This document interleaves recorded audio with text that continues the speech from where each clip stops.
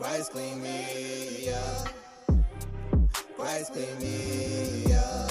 I ain't got a stain and I'm feeling brand new. Yeah, yeah, yeah, yeah, yeah, yeah. Christ clean me up. Christ clean me up. I ain't got a stain and I'm feeling brand new. Yeah, yeah, yeah, yeah, yeah, yeah. Listen, yeah. I ain't got a stain on me, 'cause it's all by his grace, homie. Gave his righteousness, now I'm spotless. Yeah. Didn't earn it, but I still got it, yeah. Woo. Not by my works, yeah. Now I'm in his church, yeah. Ain't nothing I could earn. Did it by his own, yeah. You know I didn't deserve. Now I'm singing out, Christ clean me up. Christ clean me up. I ain't got a stain and I'm feeling brand new. Yeah, yeah, yeah, yeah, yeah, yeah. Christ clean me up. Christ clean me up. I ain't got a stain and I'm feeling brand new. Yeah, yeah, yeah, yeah, yeah, yeah. Christ clean me up. I was headed to hell, I was a mess, my goodness, it's unworthiness. But now I'm feeling brand new, I ain't worried about a thing. His glory now I sing, yeah. Got a new mind, got a new heart. Glory to God, who art worthy of all praises by tongue, tribes, and nations. He dressed us in this white robe, his righteousness we now clothe. Glory to God and Christ alone, glory to God and Christ alone, yeah.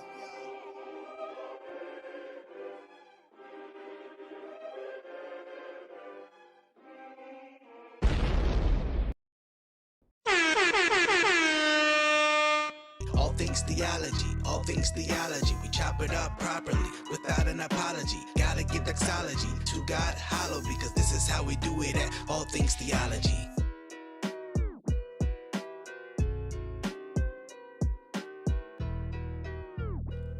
Grace and peace, grace and peace. Welcome back to another episode of All Things Theology. I'm your host, K-Dub, and today we're going to have a riveting, if I can use my SAT word of the day, riveting conversation between an atheist and a Christian, myself. Hope you guys are looking forward to that.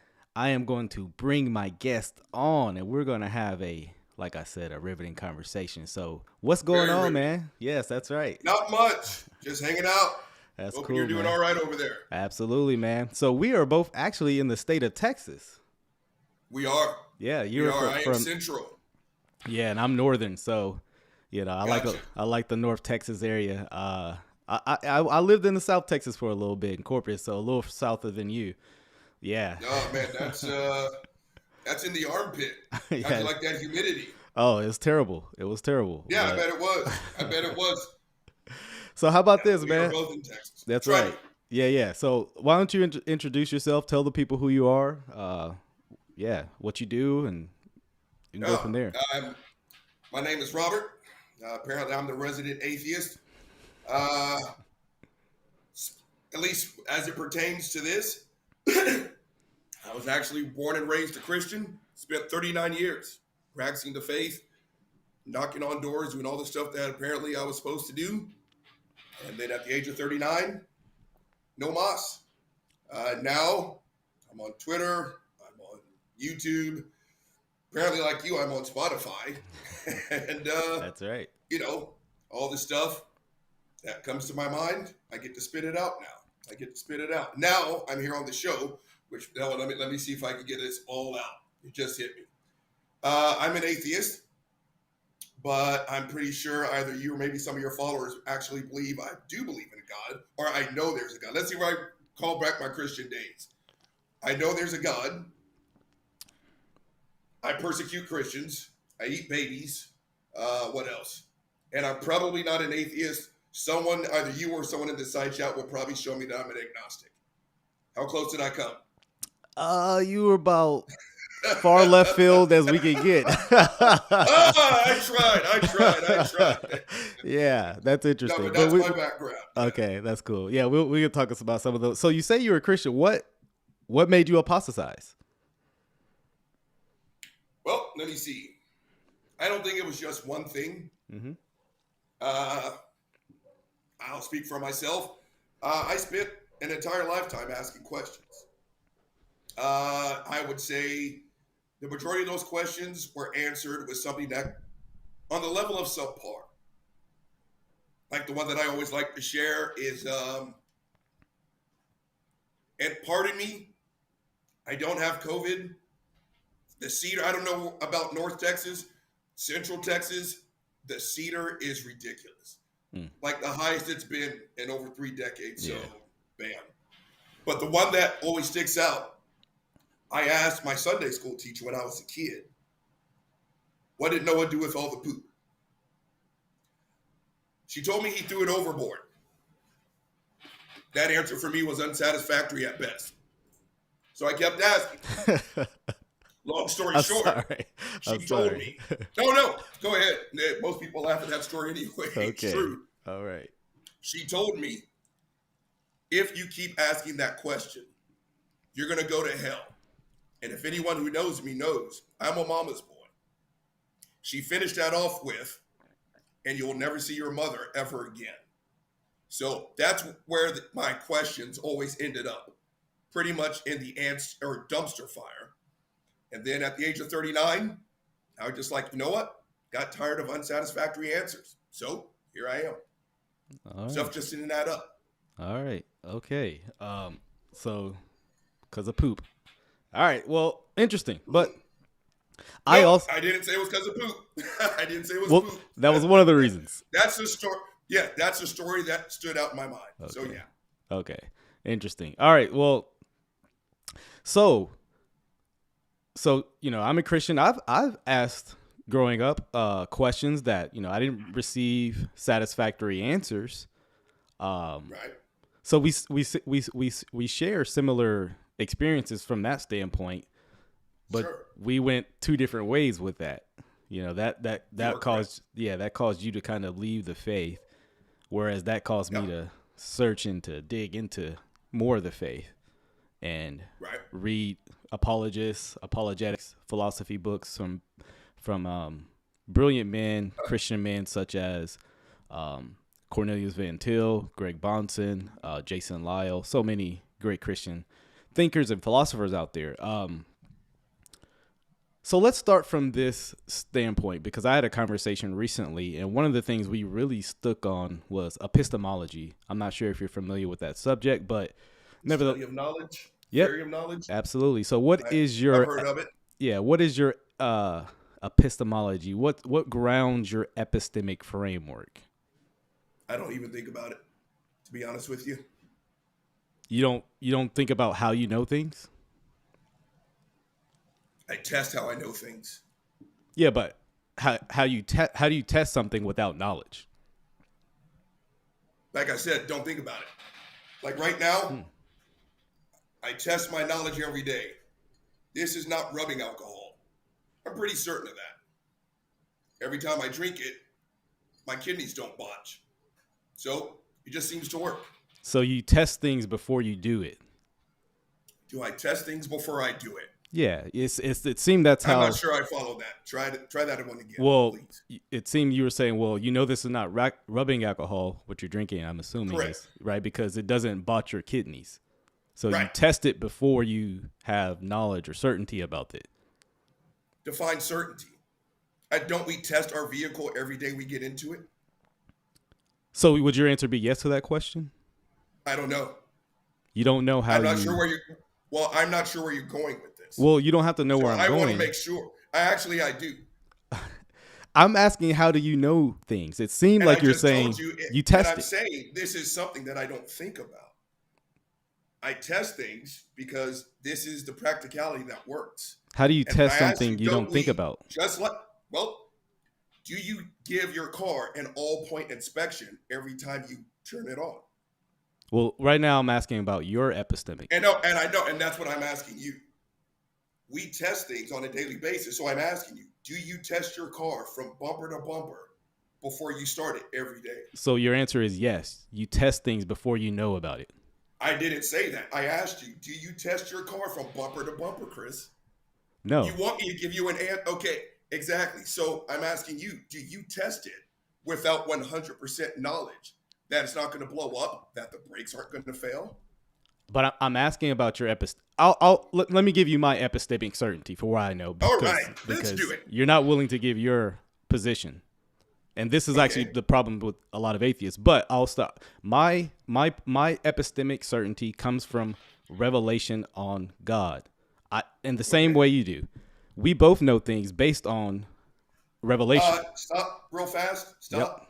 You just asserted that that's how I know things. Did I just catch that right? Absolutely. Chris, do you know my middle name? How would I know your middle name? Do you know anything about me other than what we've been talking the last several minutes? But so according to your worldview, wouldn't you have to test what I said? You just asserted that I know what you know because of your God. That's not what I said. You just said the same way I do. Yes, we both know things because it's been revealed to us. I didn't say you know what I know. No. That's not the same thing. Say that part again. Rewind that tape. You know things. Sure, am I getting slaughtered in your side chat? I bet I'm getting slaughtered, aren't I? I'm not looking at the side chat. Okay, all right. That's absolutely. It doesn't matter. Don't worry about the theatrics. It's me and you. Let's do it. Yeah, that's right, man. And buddy.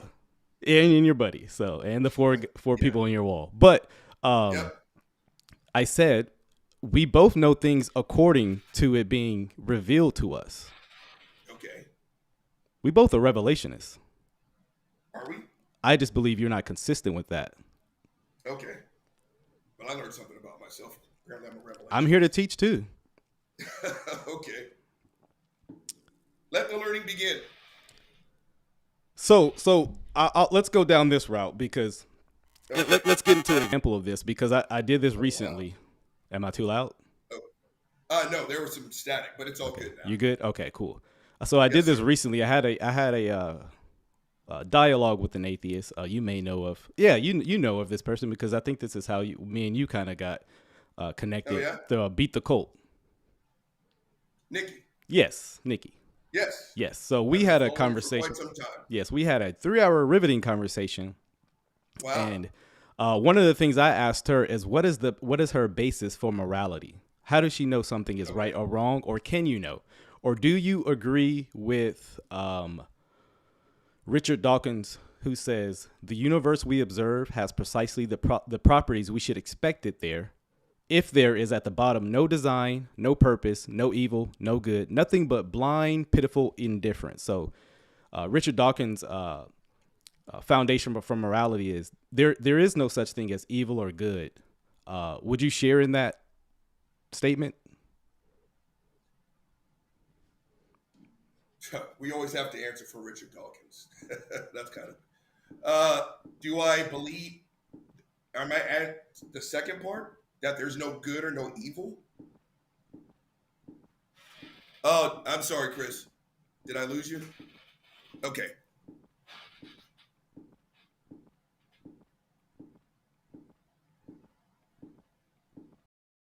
You hear me now? Yeah, I can hear you now. I can hear you. Hold on, let me try to change something. Hold on. Okay, there's a small echo now. Check. Can you hear me now? Yes, I can. Is that real bad though? It's very loud, but I can hear you. Well, I don't know why, but somehow my mic has been being disconnected from my computer. That's really strange. I can hear you now. It's not as clear, but I can hear you. Yeah, that's the thing. I don't like this microphone I gotta use. Oh, sorry about that. No, it's okay. Is there anything I can do on my end? No. Now I hear it's like a heartbeat in my ear. Right now? There you are. I can hear you. Oh, okay. Hold on. I know what it is. Okay. I know what it is. Okay. All right. Okay.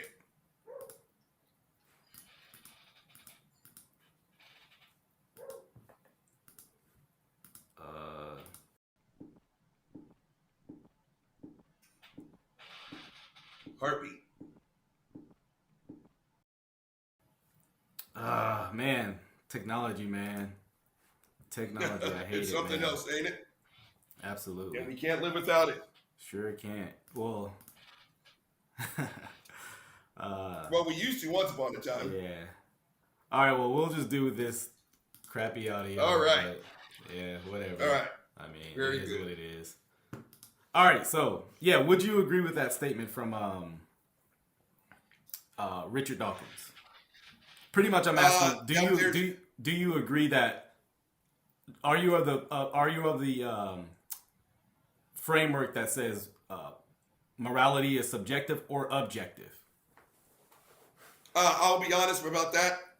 The labels don't care. Well, you don't have to. Objective versus subjective, because to me that doesn't affect the bottom line. Like, is an action moral? Is it objectively bad or subjectively bad? For me, it doesn't matter. All I care about is the action. Like, did someone root for the Atlanta Falcons in my house? That's bad. And I don't care if it's objectively or subjectively bad. It's just bad. The action still happened. So I don't wrap myself up too much in the labels like objective and subjective. But you wouldn't. I mean, you think it's subjectively bad, or you think it's bad that people cheer for the Falcons, but you wouldn't say they should be jailed and in prison for it, right? Right. Yeah. So that's what spit in their drink when I hand it to them. But yeah. Okay. Well, that's an interesting statement, but that's what I'm asking about. You know, when it comes to objective and subjective. For an example, I am not a fan of sherbet ice cream. I think it's subjectively bad. But objective gets to its inherentness, if it being an action being evil. If an action is, if we can determine if an action is good or evil, then it should be outlawed. It should be penalties for such action. And so I think it does matter if an action is objective or subjective. Okay. But I mean, if you want to use that to say that's how we're going to base our laws, I guess you won't get much of an argument out of me on that. But how do you determine?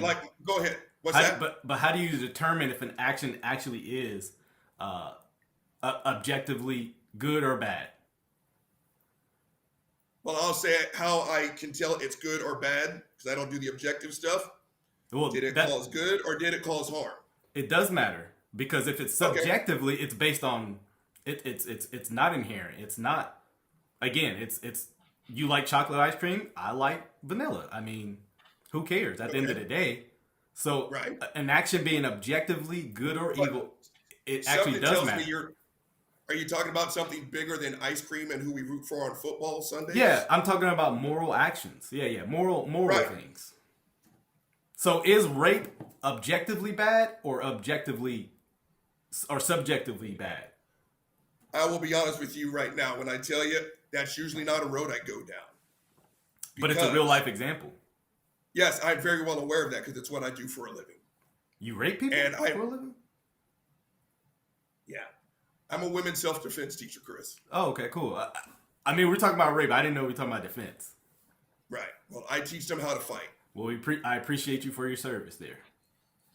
Thank you so much. All right. The reason why, especially when not just you, but when people talk about rape in this way, to me, it is a token argument. Because as I sit down, and not just me, the women and every self-defense teacher that they go to, or I'll just speak for my own experience. No one has ever been made comforted after sharing the worst story of their life. No one's ever been brought comfort by, you know what, Susie, I know that was bad, but someone called it objectively bad. How about this? She doesn't care. So hold on. She doesn't care. So as a result, I really don't care. But please go ahead. You don't care if this action that was done to her was actually bad? Chris, what was done to her was bad. By what standard? And now I'm there to help her through. By hers, because she came to me, she's hurt. I feel the hurt, so I hurt.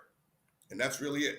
So are you saying you deem if an action is good or bad based on if it hurts people? In the case of what you just talked about, yes. Susie was hurt by what someone else did. So that's what I know. And that's what I go off of. So by that standard, you think you would believe abortion is bad, right? Objectively. Abortion's not my call. I don't have a womb. I didn't say that. But you were talking about rape. Now we're talking about abortion. Are we on abortion now? You didn't get raped, but you were willing to say it's bad. But now when I switch to abortion and it's not yours, you're saying, hands off with that one. Because I'm pro-choice. You are correct. But it hurts somebody.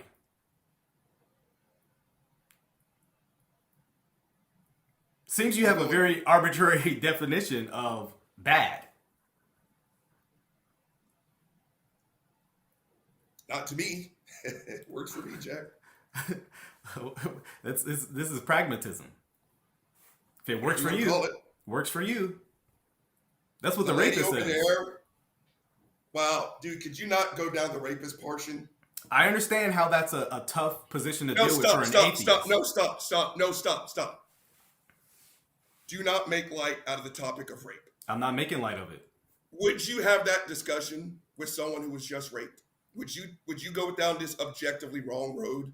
Yes, if I someone's would. sitting there crying? Yes, then I'm going to be honest with you.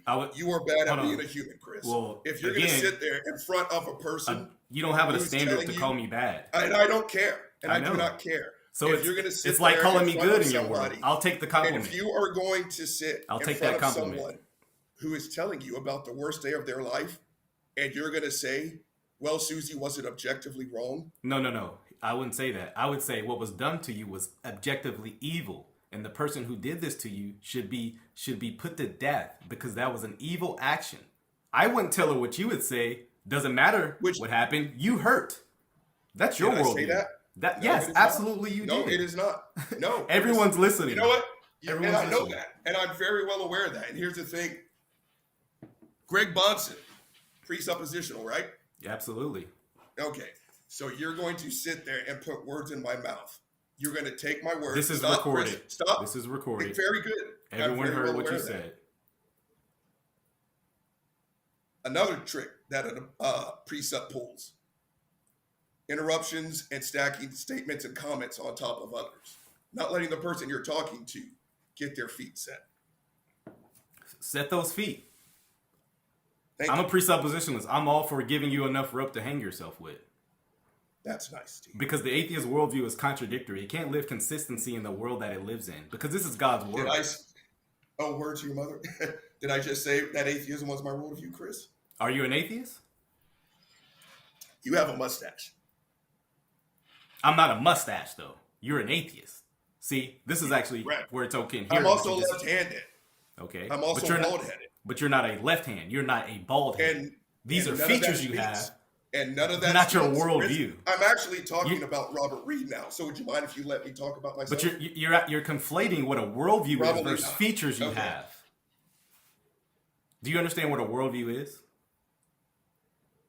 I'm genuinely asking. Are you actually let me finish?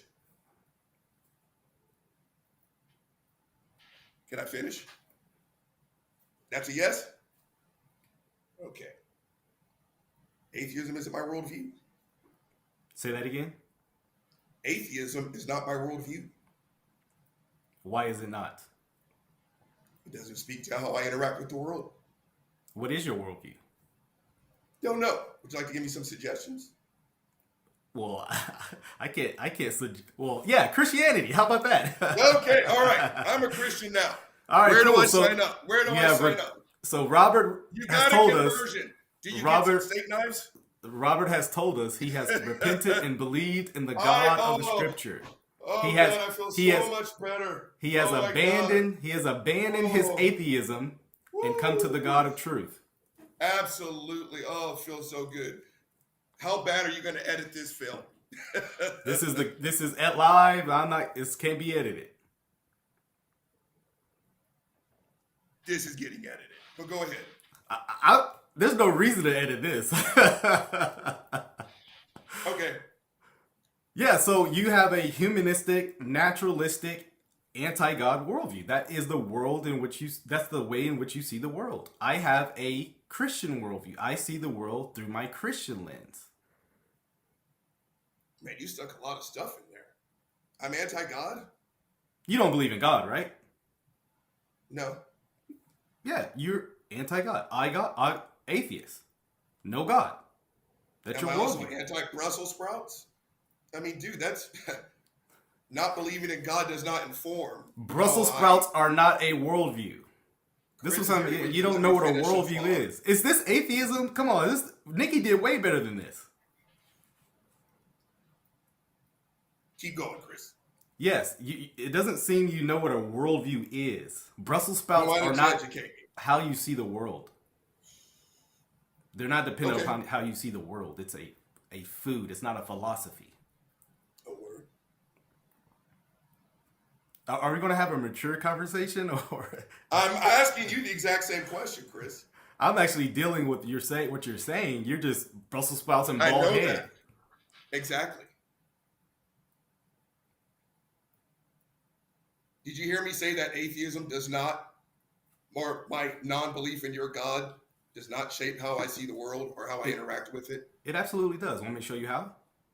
Wow. Can I show you how? The second or third time that you've asserted my position. Can I show you how, though? I'm not just claiming. I'm show you how. See? Oh, you froze on me. You froze. I'm not frozen. There you are. Okay. All right. So let me show you how actually a lack of belief in God shows how you. Chris, hold on. Let me ask you a question. Which God are we talking about? Well, the only God there is, the only one that I've been talking about, the Christian God of the Bible. There are about 2,000 other practicing religions. I already know what you're going to say. So you're a polytheist now. Well, as it turns out, Chris, you're still not letting me talk about myself. You're an atheist. You don't believe in any gods. Now you're going to polytheism. Stand on the foundation, sir, so I can chop it off. Please. You either going to argue like a polytheist or an atheist. I am going to tell you that there are over 2,000 religions being practiced right now. Each one of them thinks that they got the right one. And you care for none of them. Chris. The only you're worldviews. Absolutely right. And the only worldviews on the table. To talk, Chris, and I do not care because I'm going to get this sentence out no matter what. I am telling you that my non-belief in your God shapes my world about as much as it shapes my non-belief in other people's gods. Just like I can only assume that your non-belief in Ogun does not affect your world at all. There are only two worldviews on the table right now. Does your non-belief in Ogun affect your everyday? Yes, because I don't live according to that worldview. So, again... Then I will say this. Then this is how we differ, Chris. My non-belief in your God... I'm trying to demonstrate to you. I know that very much. So let me demonstrate it. You wanted me to demonstrate it, and then you're going to polytheism. You're right. Okay, You're right. So again, there are only two worldviews on the table: Christianity and atheism. I don't have to discuss every other worldview. But again, I just told you that. All right, I'm going to mute you. You're muted because I'm going to show you. No one can hear you right now because I'm going to show you what you asked for. You asked me to demonstrate how atheism dictates how you view the world, because an atheist does not believe in a creator. So that's one view. They do not have objective view of morality, which we've already seen. That's another way you view the world. Objective view of truth and absolute. That's another way. So yes, your atheism dictates how you view the world. You are unmuted, sir. Keep going, Chris, please. I've already established a lot, so I'm ready. I'm looking for some kind of response, some actually interaction. Well, I've tried to tell you about myself, but you don't want to hear it. So why don't you just keep going? This is called I've demonstrated how atheism actually does dictate how you view the world. Okay. And I just want to bring up polytheism and Brussels sprouts and bald heads. Don't forget bald-headed. I said left-handed. Yes, left-handed. That's correct. Why don't we also throw in? Wow, I guess that means I'm anti-Atlanta Falcons as well. But Falcons is not a philosophical worldview. Yeah. Atheism is. Okay. I mean, is this serious? Am I being pumped right now? So. I can ask you the exact same question. I mean, I thought we were going to, like I said, Nikki, she failed, but I thought you were going to do way better. I've watched a lot of your videos some of your videos. Well, what do you think about videos? If you would like to ask me about me, then go ahead. Well, I'm But doing you're something. speaking for me. I'm doing something So go bigger ahead. than you. It's our philosophical worldview. But you asked me your comment on your videos. I will say this, and I'm Okay, thankful please. that you haven't done so today. But it was hard to get through a lot of your videos because they're very vile. You do a lot Okay. of rage cussing, Cussing? and Yes. rage cussing. I mean, just not cussing, but I mean, it's like every Okay. 20 seconds. And it's just rants. They weren't really critiques of Christianity, more so than complaints of Christianity. Christians think they're the most persecuted people. Christians are, anti-trans, anti-LGBT brothers, and Okay. it was just complaining more so than providing a framework to why Christians are wrong. Would you like to talk about that? Yeah, let's do it. Right. You're and here. now You're we're here. talking. We've Now been we're talking. Okay. Yes. Yes. Yeah. You guys do complain, and I will not come into your house. I'm assuming your rules are different than mine, so that is why I don't cuss when I'm in your house. And In my house, I do. kids do watch my show, so just FYI. And like I said, in my house I do what I want, but I'm in your house, so I'm going to show respect. And I just assumed, being a Christian, so no, I don't cuss on your show. I do, of course, I do believe you guys kind of pull on the persecution strings entirely too much in the United States. You guys run this place. In order to do anything in this world, the United States, you have to wear a Christian set of sleeves. But yet you guys act as if we have you down by the neck. And that's just not the case, Chris. I would disagree with that because most of what... How's that? I'm going to explain that. Much of what's proclaimed as Christianity is not Christianity. It's prosperity gospel garbage. It's westernized Christianity. It's come to God and I'll make you rich stuff. And I disagree with much of what's proclaimed as Christianity here in America. The Joel Osteens, the TD Jakes, all this. I'm not complaining. I've never come on this show and complained about how much persecution I've experienced in this life. I've actually spoken out against people who are not actually experiencing that type of persecution. Well, in my critiques, it's not me talking. I'm probably sure I've talked about the prosperity guys, but that's not who my videos are aimed at. I understand. Much of what your videos are aimed at are people who don't disagree with LGBTQ, correct? They actually run the place. Those are the people that actually your critique is actually accurate about with the false persecution of them. You speak on LGBTQ people. Oh my goodness! You're right. Gonna make me kill myself because you don't agree with my identity. That's absurd. Okay, now we can talk about something. So I see you didn't want to deal with morality. At what point? Well, because like I said, when you first asked me about that, it's not something that I get down on because it doesn't affect the bottom line. Morality does. Absolutely does. Right. Now, I will speak for myself on this one. I will address that.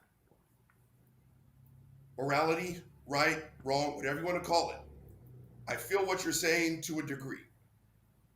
I don't care about the qualifiers. I don't. Because whether your God exists or he doesn't, whether it's objective or subjective, I'm worried about the bottom line. And that's just really it. What's the bottom line? And I think we agree that you jump to rape. And I said it's not a topic I like to use as a back and forth. It sucks. It's terrible. It's horrible. And I think that's really all that should be said about it. Whether it's objectively wrong or objective doesn't help that rape survivor 1 ounce. So I think we agree that it's bad. And if that's the case, I think we should hold hands and walk into the sunset because we agree that something like that is awful. Okay, then we just don't agree. And that's fine. Because when I go to work tomorrow, I'm going to do my job. Objectively or subjectively? I'm going to do my job the best. Like I said, I'm going to do my job. See, you keep asking me about something that I just said I don't care about. Let me explain the problem here, Robert, is that you actually don't want to. You don't actually want to defend the claim you make. You just say, well, it's just bad. It just is. So I'll use the same argument. God exists. He just does. whether it's real or not. I've experienced. God That's exists. pretty much what I've experienced when I talk to Christians. But again, It's, according to you your already know that you, God, exist. I get people talking for me. I get people asserting my position. So you're kind of consistent with what it is. No, I use your same argument. Your argument just gets to assert, but it actually doesn't have to prove anything. Okay. It just is. Which is fine. You're right. It's fine. The bottom line still stands. What I do tomorrow at work, I still have to do my job. And I don't care if you or anyone else calls it objective or subjective. I'm going to go do my job. The rapist views the same way. Doesn't care if you believe it's wrong or right. He's going to go do his thing. And now I have to go do my job. So does he. And if I can stop, right. And if I can stop him, I will. Why would you stop him if it's not objectively wrong? You have no basis. So which is your opinion, which is fine. But if I see you've already stated it happening, I will try to stop it. Stop it? Why? You will only stop something that's objective. Hold on, Robert. Let me explain. Let me explain my. No, Chris. No, I can't even explain it. Trying to explain why are we talking? Because you already have. I haven't explained. I'm trying to explain. You have. You actually just did. And now I'm telling you. So what did I say? If I see a crime happening, Chris, I'm going to stop it if I can. I can't stop it at all the times. So by the time these ladies come to me, I'm going to do my job. And that's really, for me, Chris, that's what matters. Doing my job. The labels on the outside, to me, does not affect my bottom line. And you're right. There are people out there who are motivated to do bad stuff. And if I can stop them, I remember, according to Richard Dawkins, there is no evil or bad. And I don't see Richard Dawkins anywhere in this conversation. He's speaking consistently from an atheist worldview.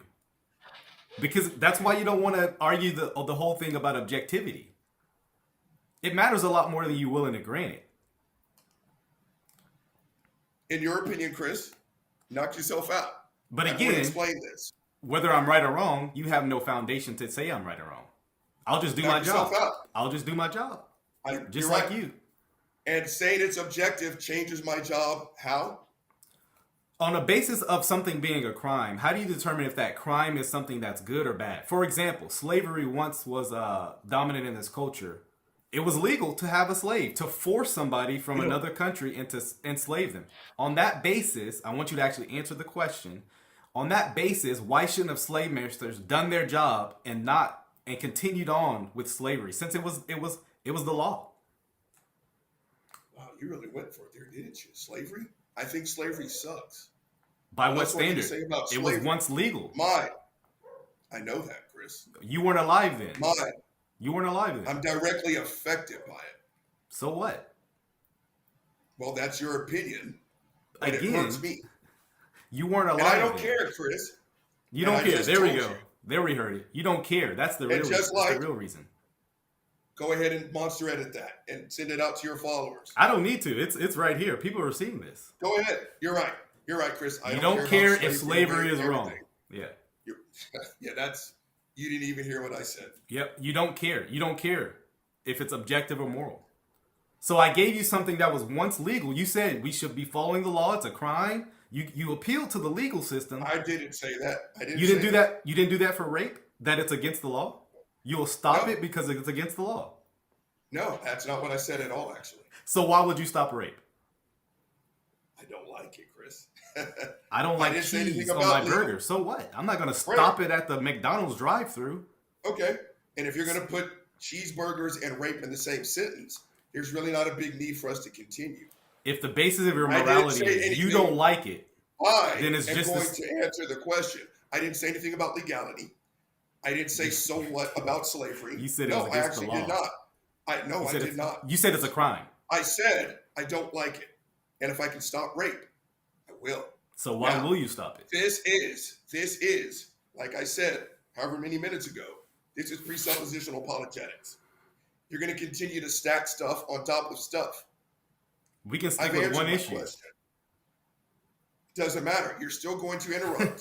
And you're still going to stack questions on top of questions. I've let you talk. I just told you. I don't like the topics you talked about. And I told you from the very get-go. You don't like talking about morality. I told you objective and all that stuff. I don't care. What about truth? Because at the end of the day, do you care about truth? It doesn't affect about. What do you mean by truth, Chris? I'm talking to a precept, so I need to know what you're talking about. That's a good. How about you define what is truth? Well, if I say if what walks hand in hand with reality, I'm a little clenched up over here, wondering what your response is going to be. I've got about 2 or 3 responses. Do you believe truth is absolute and objective and universal? Don't care. I don't care about qualifiers, Chris. Maybe I should say that. Maybe that's why we're not on the same page. But everything is qualified. I don't care about qualifiers. Everything is qualified. Like I said, the truth is, you qualify what you did for class. You qualify what's like in that I said, glass. You keep interrupting me. This is what I said. Go ahead. Thank you very much, Chris. Bam. The truth is, as far as I know, with as maximum amount of certainty as there is, I know this is not isopropyl alcohol. That's more than enough for me. I will operate off of maximum certainty. There. Did I play the game? Did I do it right? So maximum certainty is truth. If that's what you want to call it. That's what you just said. That's not what I'm calling it. That's what you just said. Well, let's go forward to see how I have to defend myself on this one. Yes, so maximum certainty is truth. Don't know.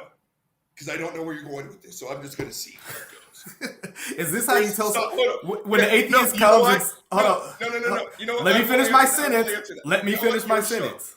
You're absolutely right. Let me finish my sentence. So when an atheist asks you what is truth, and you define it, and they ask you about maximum certainty, you say, don't know. Is that what you do when an atheist asks you what maximum certainty is? Because, can I answer? That's what I'm hoping you could do.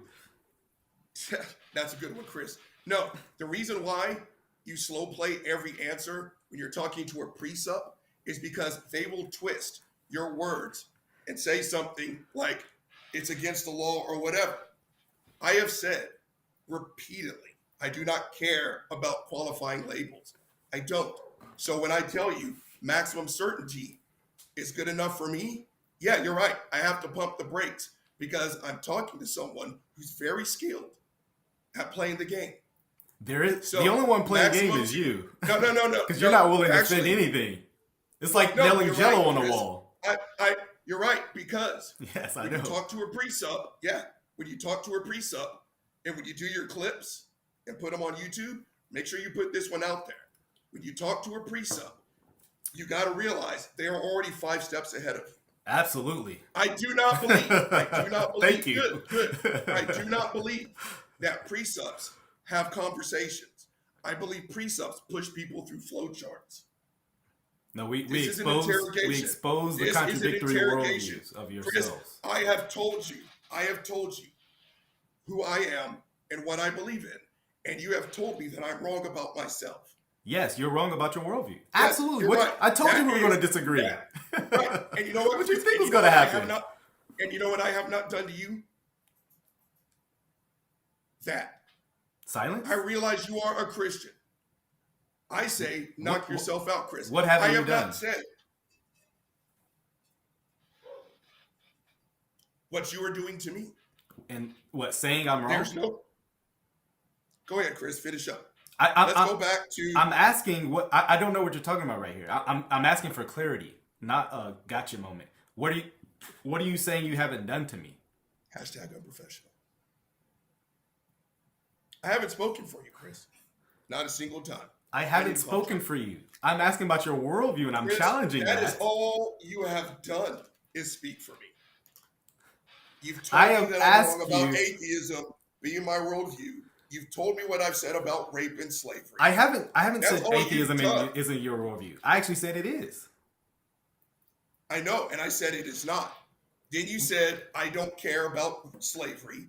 You've made assertions about what I said about rape. This is the game. No. I said you don't have a worldview to say it's objectively wrong.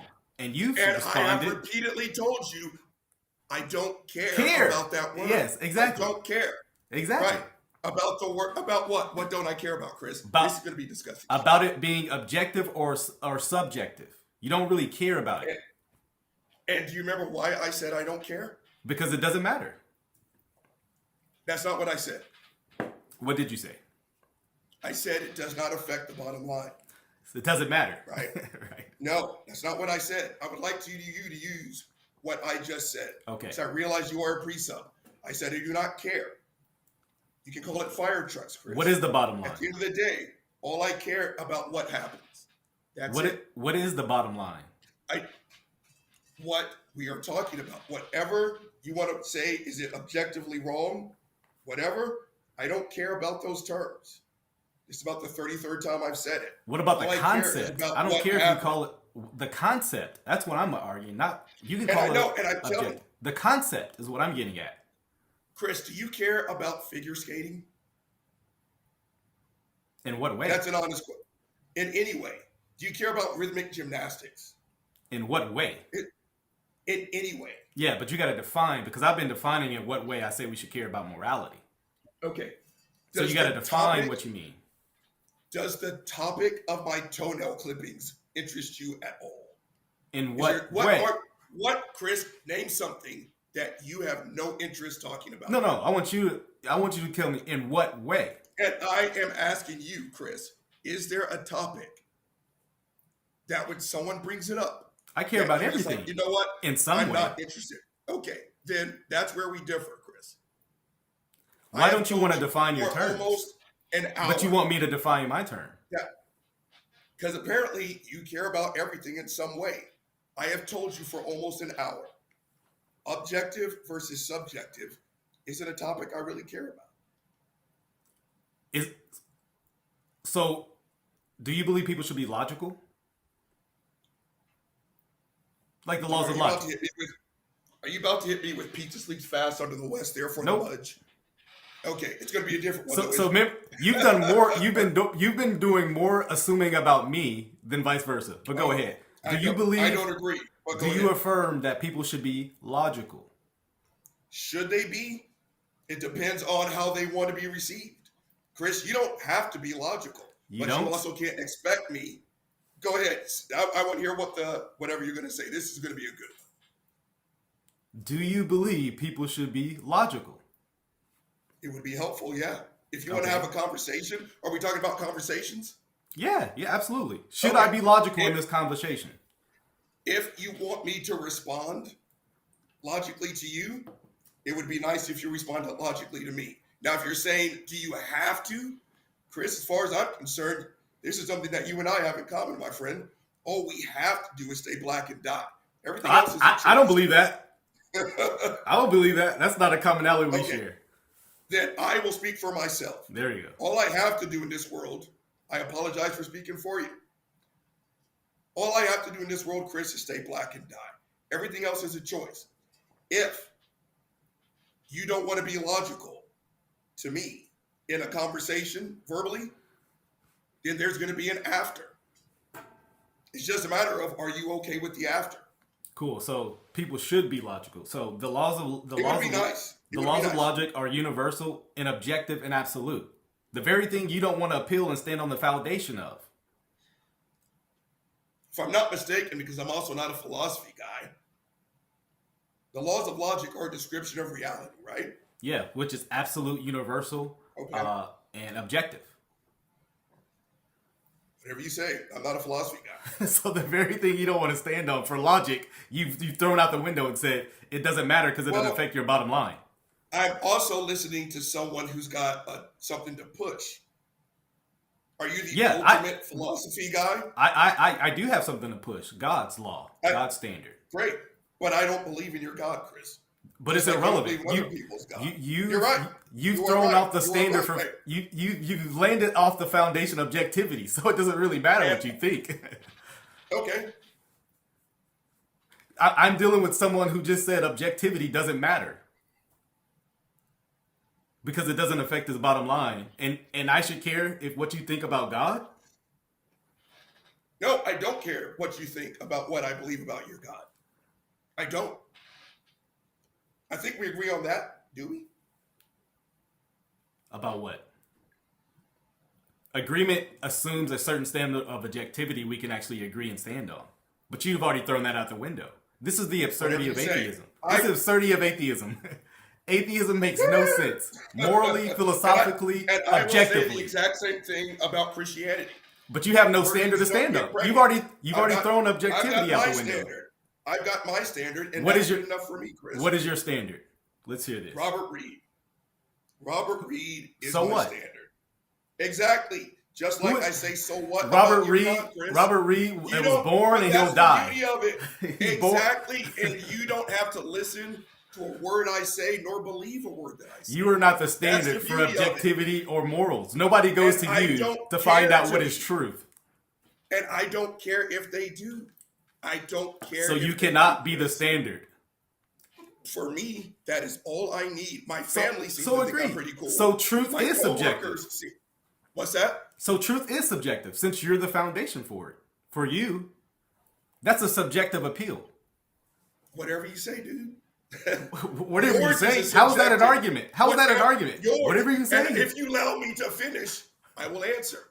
I know you think you've got the mots. Thank you so much. You can bring someone else from another religion to tell you how you were wrong. And I can hear about, and I don't care about your two because we don't agree on the second. We still don't agree on the second. You don't have, you know what? You're not even an atheist because you don't have a formulated worldview. And exactly what I'm talking about, that I can tell you you're not a Christian. I have a formulated worldview. Doesn't matter. I don't think you're a Christian, Chris. You don't have any objectivity to say anything, positive or negative. Actually, you, sir, are You've thrown that out the window. As did you. I didn't. I've been standing on objectivity. Chris, in your opinion, you are correct. I don't believe you, Chris. I don't. That's all that matters. By what standard am I not a Christian, Robert? And told me that I'm not an atheist. You have told me. You have spoke for me this entire interview. Do you realize that? How about this, Robert? Can I share something? Because this is the crux of the matter. I'm asking you, Chris. You told me that I'm not an atheist. I just told you I was. An hour ago, I told you that atheism is not my worldview. You told me it was.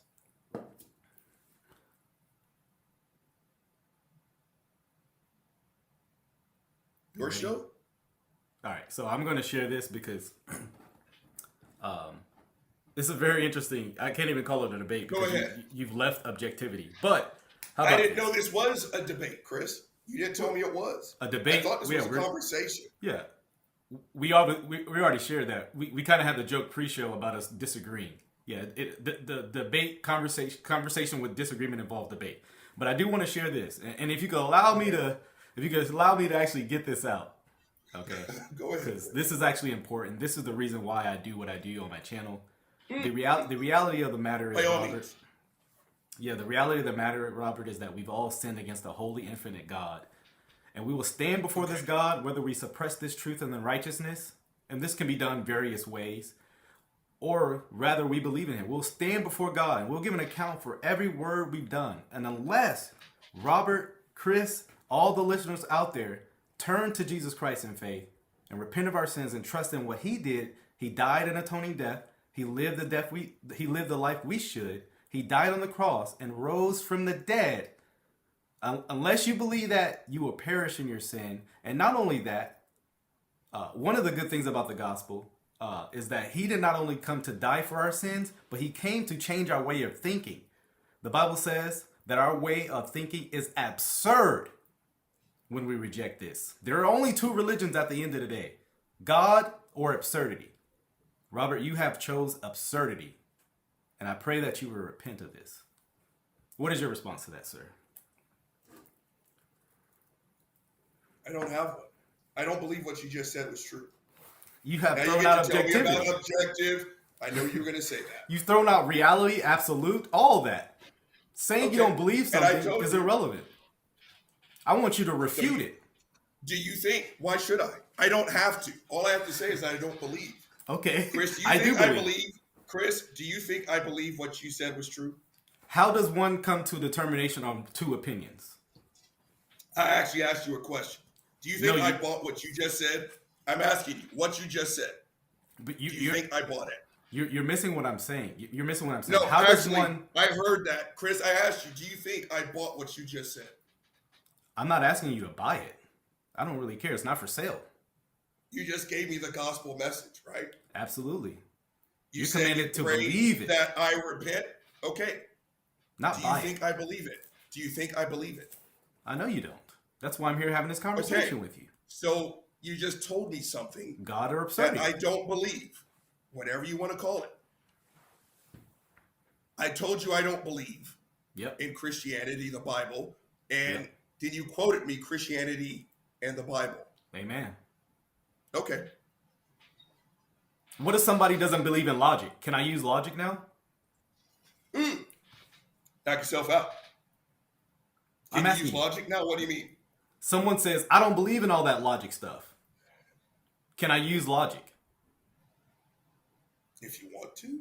I don't know where you're going with that. Your argument was you don't believe in none of that God stuff, the Bible stuff, therefore I shouldn't have quoted it to you.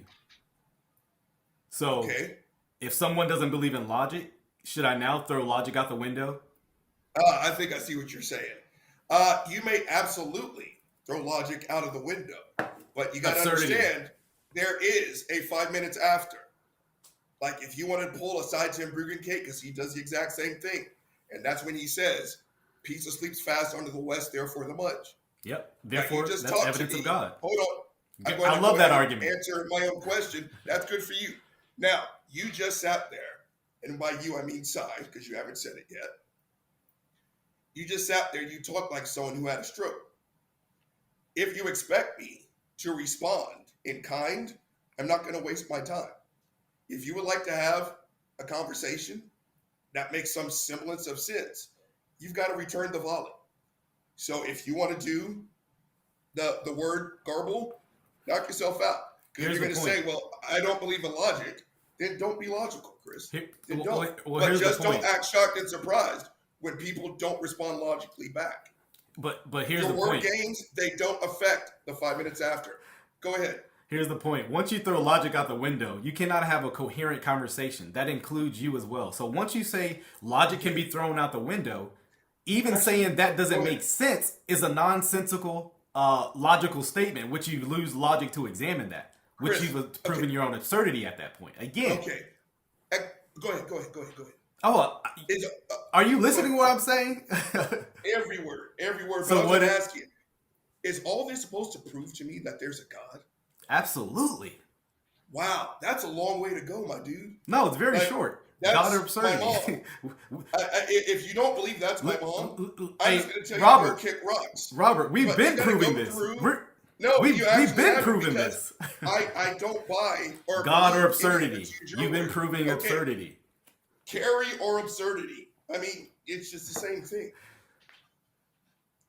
You guys really the fact that you thought that was a good argument was absurd as well. So God or absurdity. I thought it was kind of cool myself. I bet. The one who thinks he's the standard thinks that was a good argument. But nevertheless. My standard? Yeah, Chris. I do. For me. Like I said, you don't have to believe or buy or accept anything I say. You don't have to. How do you determine the truthfulness, the validity, the objectivity, absoluteness of two opinions from your standard? Say that again, because boy, you're doing a lot of stuff. Yes. Like, are you asking me how do I tell which one I think is the right one, which one is true, or something like that? Not just what you think, which one is. Well, like I think I said at the 30-minute mark, I guess whatever kind of walks hand in hand with reality. But how do you know which is reality? What is reality? Like if you tell me, well, what are my options, Chris? What's that? What are my options? What are your options for what? Reality? Yes, sir. Oh, believing God exists. That's it. Oh, okay. There's only one real reality. I mean, his world, he created it. I mean, there's only one real reality. Got it. Well, I don't God or believe absurdity. that or buy it, whatever. Well, you don't want reality. But so if you're going to ask me, again, which one, how do I choose kind of which opinion is right? Like I said for the 12th time, it's a practical necessity. Like I said, this here. What is a practical necessity? Is electrolytes. I know it because I put the electrolytes in the thing then I mix it up. And every time I do that, it's electrolytes. I have yet to put gasoline in here. So my opinion that I put electrolytes in here, for me, is good enough. But notice you don't agree. I realize that, and that's okay. You're operating on objectivity then in your normal life, but when we're talking about things like philosophy and atheism and truth and things like that right now, you're abandoning everything you live by. So this is why we know atheism is false, because it does not comport to reality. It doesn't even report to the way you live. You don't live like you're saying right now. Okay. Like I said, you have to do this when you talk to a pre-sub. Abandon the way you live? No. Realizing that everything that you say is going to be twisted. Now, I have made it to 50 years old by using practical necessities, like if you want to say I test my, like Sai says, senses and reasoning, yeah. And if you can think of another way, my friend, I'm all ears. I am all ears. Now, I live my life differently from the way I talk to an apologist. Because if you've heard my videos on apologists, as far as I'm concerned, apologist is Cajun for liar. I just showed you my mother behind me. What's wrong with lying? You're God. You don't have to agree. That's the beauty of it. There we go. I'll take that as a compliment. I'm a liar. That's a compliment. Thank you. If you don't want to tell me the truth, Chris, if you don't want, and make sure, again, when you throw this out there, put this in. You don't have to tell me the truth, Chris. You don't have to. But when I bust you in a lie, hold on, I'm going to finish this. But when I bust you in a lie, you can't act shocked and surprised that I don't trust you anymore. So, okay. If you want to lie, you call it objective. So my voice just cracked like I'm a teenager, right? I told you I was sick, man. I told this cedar fever. I got some healing power for you. Dude, my dude, send up some healing vibes. I remember those days. Do you guys, just kidding. Do you go to church? Do you go to church? Absolutely. I'm a Christian. My man, do you guys still have the prayer warriors like we had? No. It seems like you come from a very charismatic background. So probably. I'm definitely an old school Christian. Yeah. Back in the day. Yeah. So probably not. Well, I was going to say, if you can get your prayer warriors on this cedar fever, much appreciated. Gotcha. But I was going to say, again, you don't have to do anything. You don't have to believe me. You don't have to tell the truth. You don't have to be logical. But there's a 5 minutes after. And you're right, Chris. You don't have to. Just like if you pulled this side, pizza sleeps fast under the West. If you hadn't said anything to lead up, I would have seriously asked you, are you okay? Okay, so people are not, let me hear what you said. People are not obligated to live truthfully, logically, or morally. Is that correct? Chris, people tell lies all the time. So people do immoral things all the time. There we go. So I don't know what you mean by obligation. Meaning they're not obligated. Again, they don't have to live this way. People obviously don't, Chris. Okay. People obviously don't. So therefore, how can you punish it if they're not obligated to live this way? Because the majority of us do think that certain items are not okay. Might makes right. I didn't say that. The majority. I didn't say that at all. Majority determines how people. Actually, Chris, have you ever talked to a sociologist? Hold on a second. I'm going somewhere. No, I'm actually. Go ahead. Because you appeal to the masses as why people should live this way. And then I said that's not makes right. That's not what I said at all. So the majority makes right. Also not what I said. You literally appealed to the masses Chris, as to why something is right or wrong. May I answer this?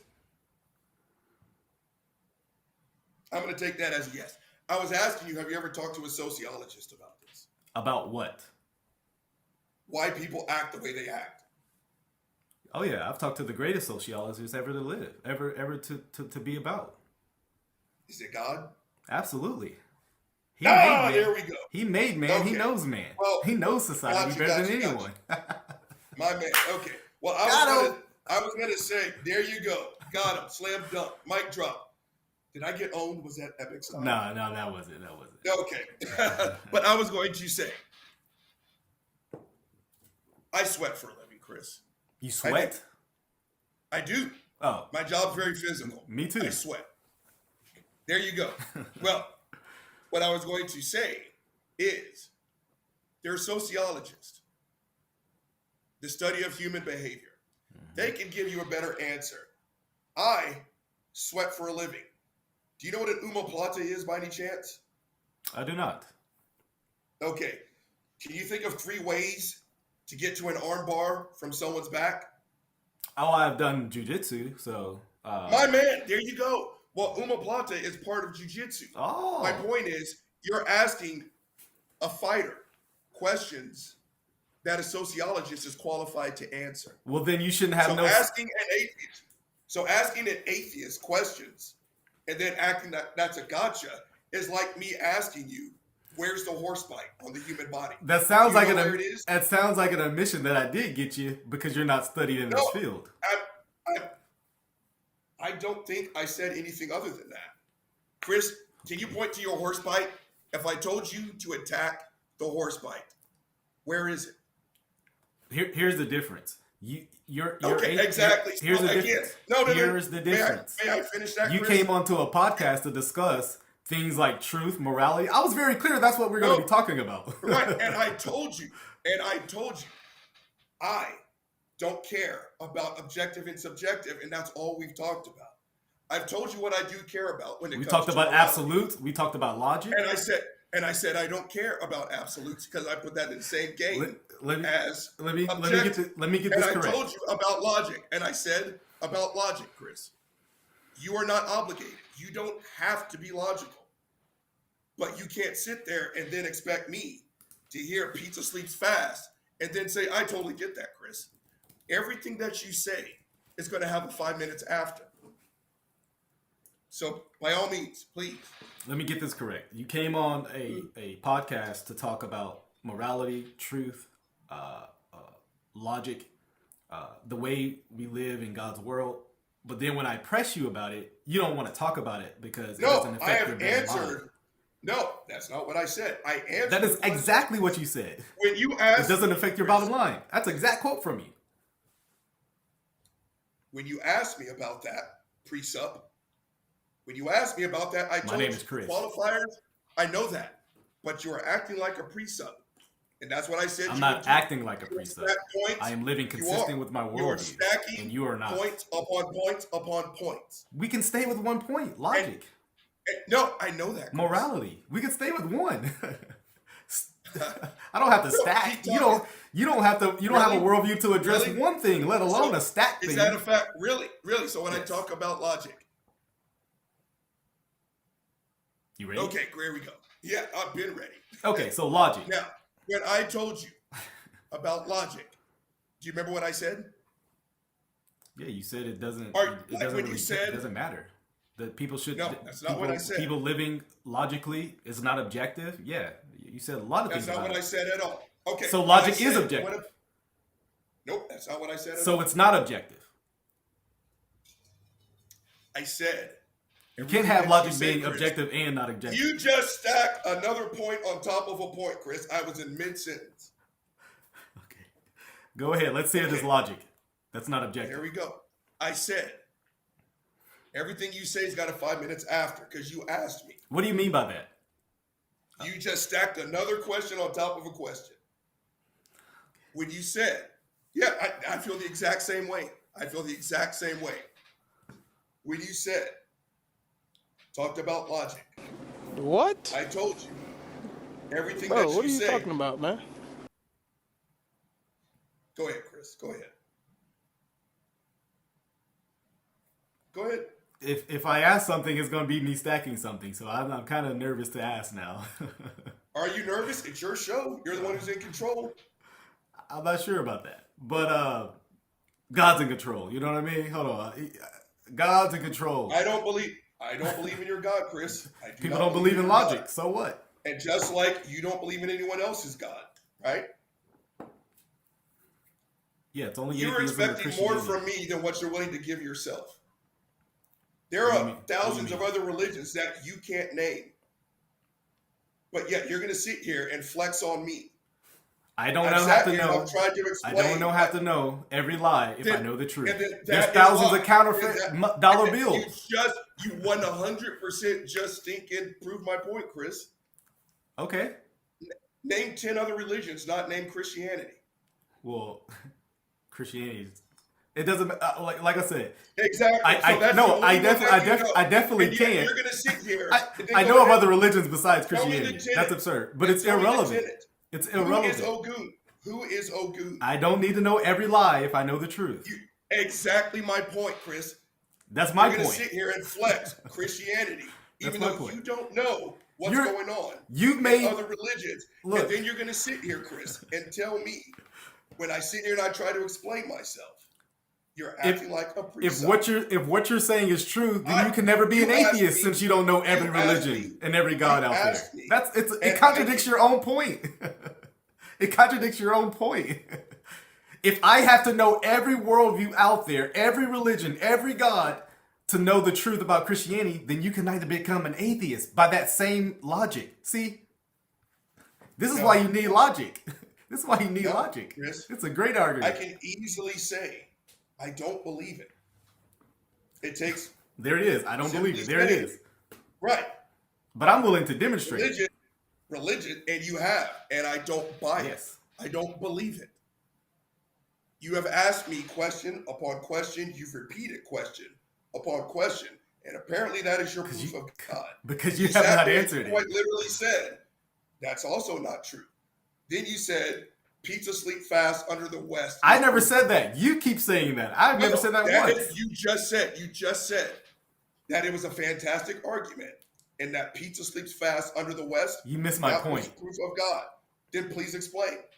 If you don't have to be logical, then that You don't have to be. there you go. already accept If man is not obligated to be logical, then pizza sleeps fast under the West is a great argument for God because it's illogical, Okay. which I'm not obligated to be logical. So guess what? Chris, that is the great proof of God. You and By all means. By all Robert, gave the proof. How about Okay. that? Since it doesn't have to be logical. If it doesn't Yeah, have to be and I also illogical, don't have then to accept absurdity. Who cares? By Doesn't all have to be means. logical. Doesn't have to be By all objective. means. I want to see you do that to the tax man. I want to see you do that to the police officer that pulls you over for expired registration. Go He's ahead. not operating on a illogical I framework. don't even care. I know you don't. That's part of the problem. I know, and that's what I'm saying. When you edit this, knock yourself out. But like I said, what you say have 5 minutes after. What is Your this pizza 5 minutes sleeps fast after? Is me telling you I think that is a garbage argument. It's not an argument. You just puked up Garbage words. according to And what? you're right. You don't have to buy it. How many times have I said that, Chris? But you don't have a standard to say something is actually garbage. How many times have I said you don't have to do anything? You don't. Again, you don't have to have you don't have a standard to call something garbage. I just gave you my standard, and like It's I don't buy yourself. yours, Yourself you is not don't the buy standard. mine. Right, Chris. I'm You know not what the that makes standard. us? We disagree. I don't believe your God is a standard because I don't believe in your God. Just like you don't believe I am the standard. That's You not don't how. have to That's live- not how you come to You truth. do not have to believe. I don't believe atheism is the standard. Therefore, God exists. There it is. And- Great proof. It works for you. 90 Works for minutes me. ago, I've already told you. Atheism is not a true or false claim. I know you don't believe me. That's why we disagree. Let me I ask you told this: you atheism is not my worldview. You don't agree. Is it true atheists say again. there is no God? Atheist is a range. You can say, I don't know, which you're going to say is agnostic. Absolutely, And you it can is. also make the strong claim that there is no God. We Are you don't saying? agree. Are you saying you don't know there's a God, or there is no God? You tell me that there's a God, I say I don't believe you. For me, Chris, I'm an atheist. You don't have to buy that. You don't have to believe it. We disagree. So, are you Right? saying there is no God, or you're not I certain? said, I just told you. Did you hear what I said? You I weren't don't clear on believe the you, Chris. actual question. I I'm said, Look, my Chris, question is very is there a clear. God? Look, my question is very clear. Are you saying there is no God, or that you're not certain? Those are two different claims. I am answering the question for me. I don't believe you, Chris. That's not what I You asked want to you. push me. I know that. So You you're want not going to me answer push my question. You're right, Chris. So I just how told can we you. have a Didn't conversation hang up. if you don't answer my questions? I've been answering. You just don't like what I'm answering because I realize I'm talking to a pre-sub. I just told you. This is not a dichotomy. I just told you I don't believe you when you tell me there's a God. That's not. I didn't ask that. Is atheism. I know that. You want me to say 100% yes or 100% no? I want you to answer, do you believe there is no God, or you're not certain?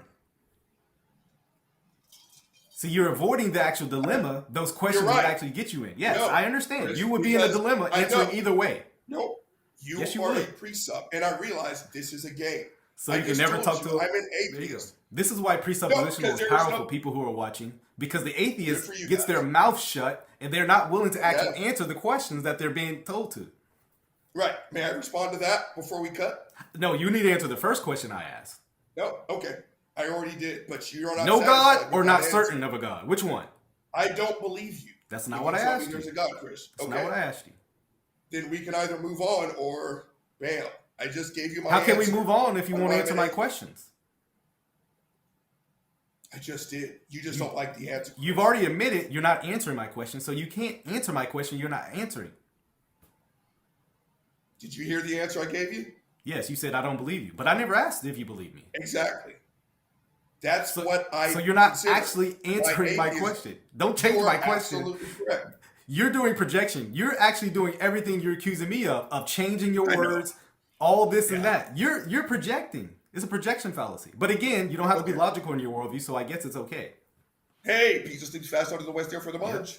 Fallacies are okay in your worldview because you're not obligated to think a certain way. Did you ever ask me what my worldview? You did. I You did. And I remember telling you I don't care.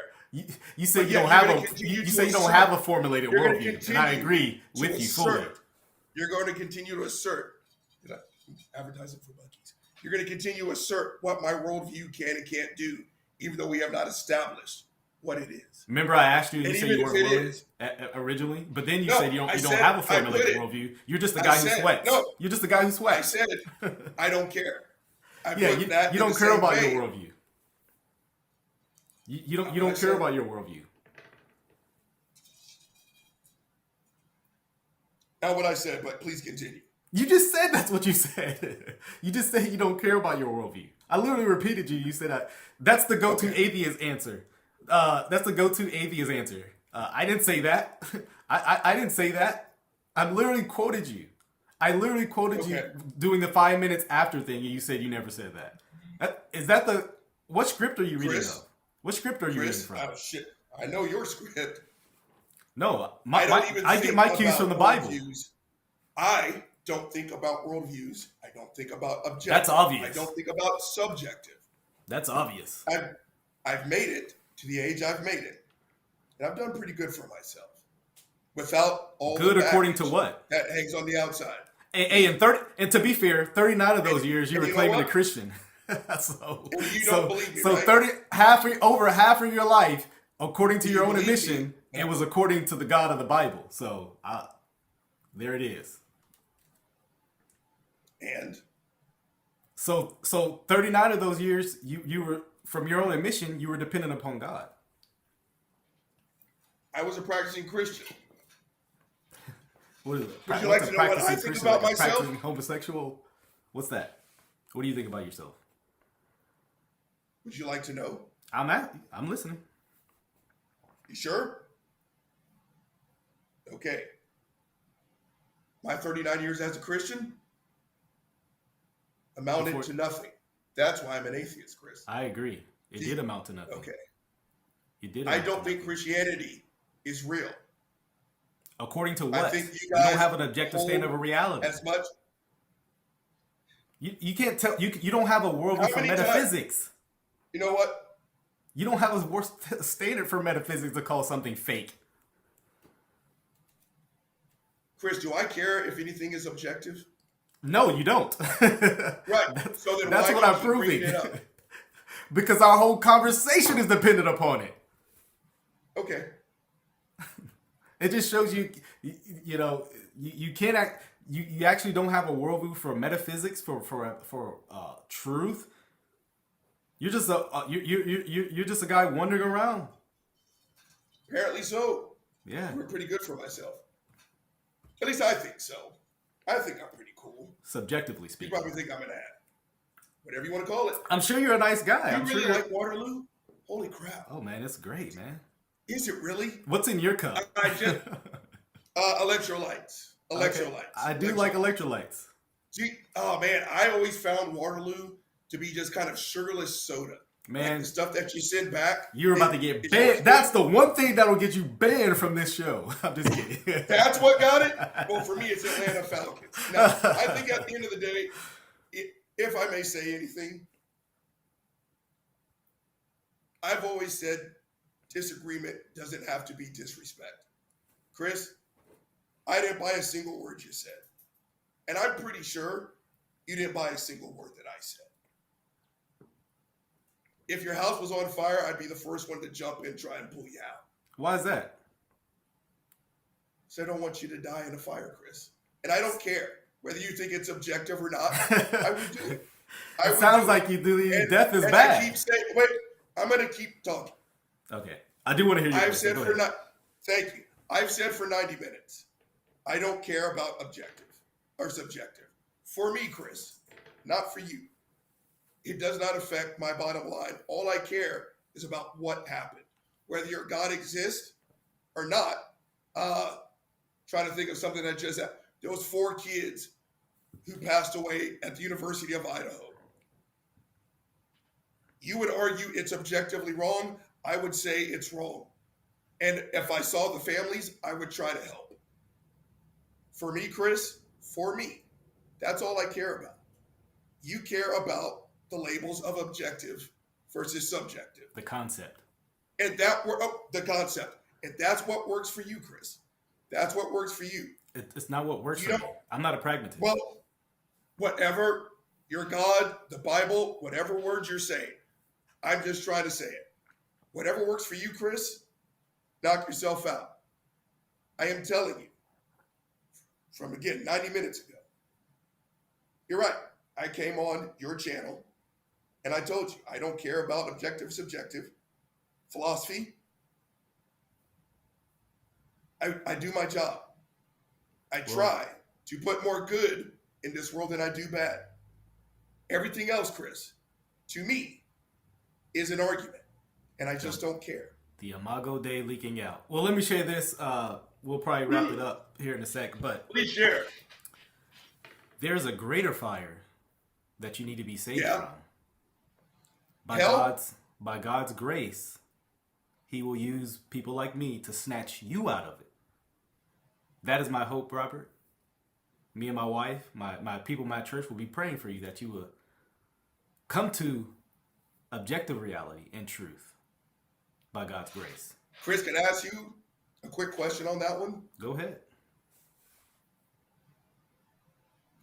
You're okay with that? Absolutely. The hell concept? Absolutely. Okay. I am not, but we don't agree. That's one more thing we don't agree on. Yeah. And you know what? Pray. If that's what you guys do, knock yourself out. I'm quite sure you were coming from a good place. I don't believe in hell. I don't believe in heaven. I don't believe in the Christian God. But when people tell me that they pray for me, unless they're being jerks and I'm thinking about certain topics, I usually know it's coming from a good place. So, if that's what you guys do, my man. All right, man. I think I might have some other people on, but man, we've gone like an hour and a half. I do appreciate your time. I appreciate the energy. I appreciate the back and forth, and you did show respect by not using the language that you use on your show, so I do appreciate that as well. Hope all is well in Austin. Chris, we atheists aren't all that bad. And I told you I didn't think you ate babies, so hey, look at that. I was just joking. I know. It's all good, man. It's all good. I know. Hey, man, appreciate your time, man. Of course, Chris. You guys be good to yourself. And you know what? Be good. All right. Be good. Objectively good. Be objectively good. That's right. We're going to do by God's grace. All right. Hey, have a good one. Very interesting, huh? Very interesting. You know, I was talking to a brother last night. Let's see if I can change my... I'll be able to do that. Can you hear me? Yeah, I think you can hear me. I think I'm going to try to work together on a apologetic course, doing some videos, maybe like 5 or so videos, because a lot of people are lost in what's going on. A lot of people just see this as silly arguments, right? Why are you arguing about logic? Why are you arguing about truth? Just give them a Bible verse, right? Just give them proof, give them evidences. And I don't think they understand what's going on, is that atheists do not want argumentation. They don't want evidences. Matter of fact, they don't have a worldview that can accept evidence. Evidence is absolute, it's objective, it's universal. The atheist denies all that. How can I give someone evidence that denies the grounding for evidence stands on? So I want to go through and do some videos on explaining some of these things to help Christians, one, be able to defend their worldview. I'm reminded of the verse in Corinthians that talks about we dismantle, we destroy arguments in every lofty opinion against the truth of God. That's what the apologist is doing. He's peeling back the fingers of the one holding down, right? Imagine you ever put a beach volleyball under the water? That is the atheist. He is suppressing the truth of God. And what is the apologist doing? He's peeling back his fingers, saying, let the truth speak. Right? Yeah, that's what I'm saying. Why don't you just present your evidence? I just explained why. Right? So I want to give an apologetic discourse, give some groundings to help guys be able to understand what's going on in these argumentations. They do not want the truth. They don't want the truth of God. They don't want evidences. Right? You give them an evidence, right? For Christians, what's evidential for us, right? Man, creation demands creation, right? You show the meticulous nature of the body. Look, the body is not just random chance, right? The body is not just random chance. Society, the world is not just random chance, as the atheist claims. That is good evidence that we're living in a created order by God, right? What does the atheist do? Foolishness, right? They say it's foolery, right? And so what I was doing is showing that they have no actual worldview to stand on to even critique God. Like I said, I want to lay this out in maybe 5 45-minute, hour-long presentations to help people understand. Yeah, that's right. That's what my brother said. Robert had already had and seen all the evidence. He has all of God's creation. What do you mean present him evidence? He's living in God's world, saying there is no God. This is God's world, right? You know the song, "This is my Father's world," that good hymn. This is God's world he lives in, right? Saying, there is no God. The foolery, right? Someone quote Romans 1. Absolutely. Absolutely. My brother's on tonight. Yeah. Robert just rejects it or reinterprets it to fit their unrighteousness. Yes. Spot on. No atheist claims the body is random chance. Why do you need a lot of people? They argue that creation is a random act of chance.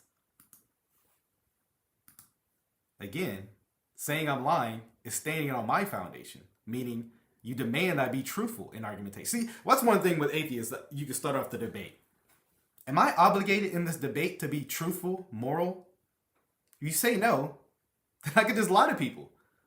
If I'm not obligated to be moral in a debate, why couldn't someone just start the debate off shooting someone? I win.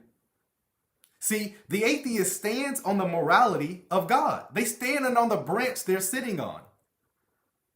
but say, no God. No God, right? No God, right?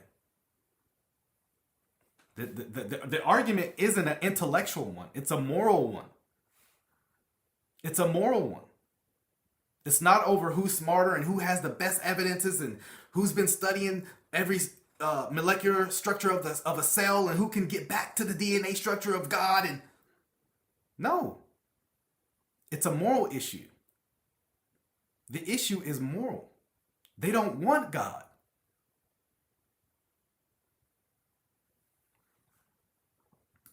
No atheist claims creation is a random act of chance. Another lie. Okay. Let me see if I have this quote.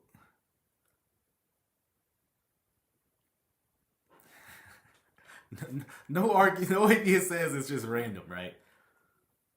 Lawrence Krauss argues that the creation came about through a random explosion. I just gave Richard Dawkins, who says there is no design, no purpose, no evil, no good, nothing but blind, pitiful indifference. But no atheist says that. Okay. Apparently, evolution was a non-random, intentional act of someone out there. Anyways.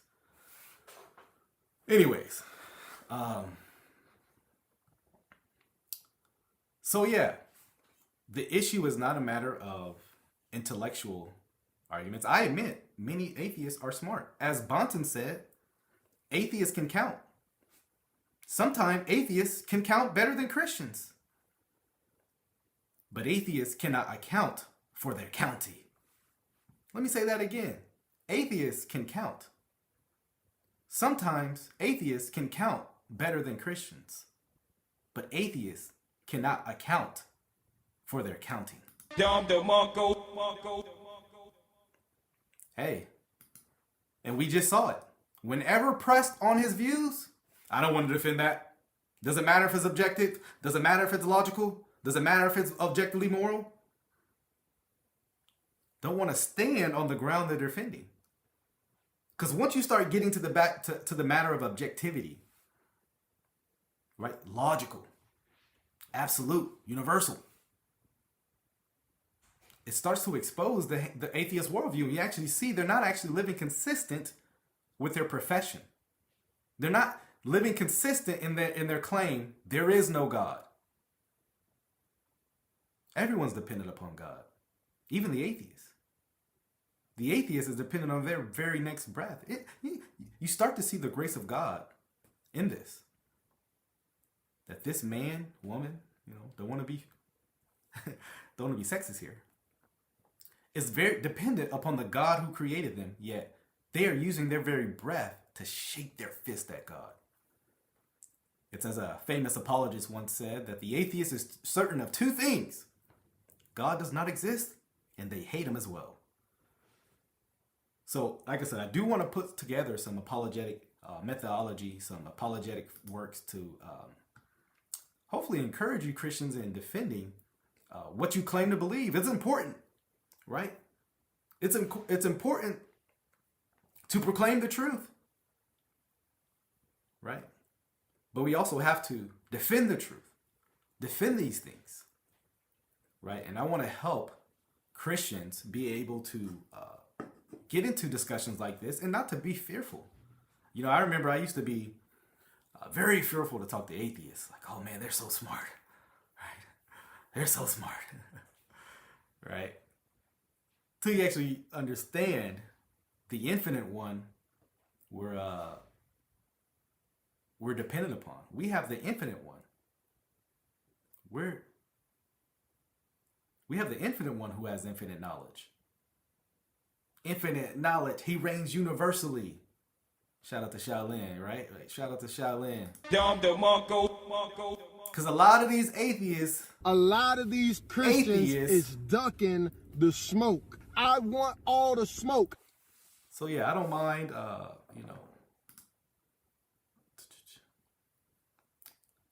Someone wants to correct me on the claims of atheism.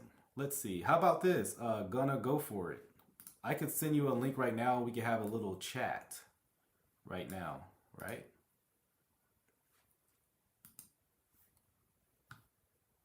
How about that? If you're cool with it, we can do it. We can do that. This is only for gonna go for it. If he's okay with that.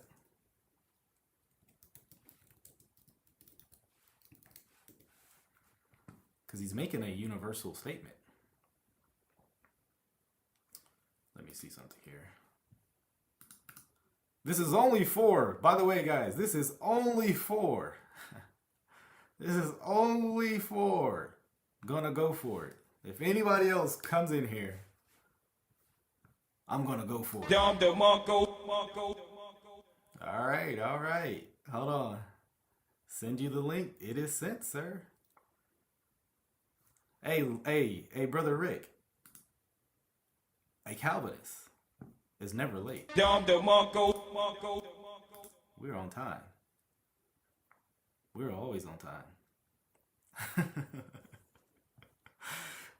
I am putting together nearly over 5 hours of atheist content in the last 2 days. If you guys listened to the conversation I had yesterday, I premiered it with who is it?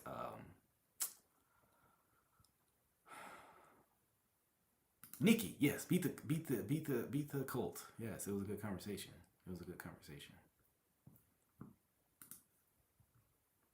So let's see when he joins.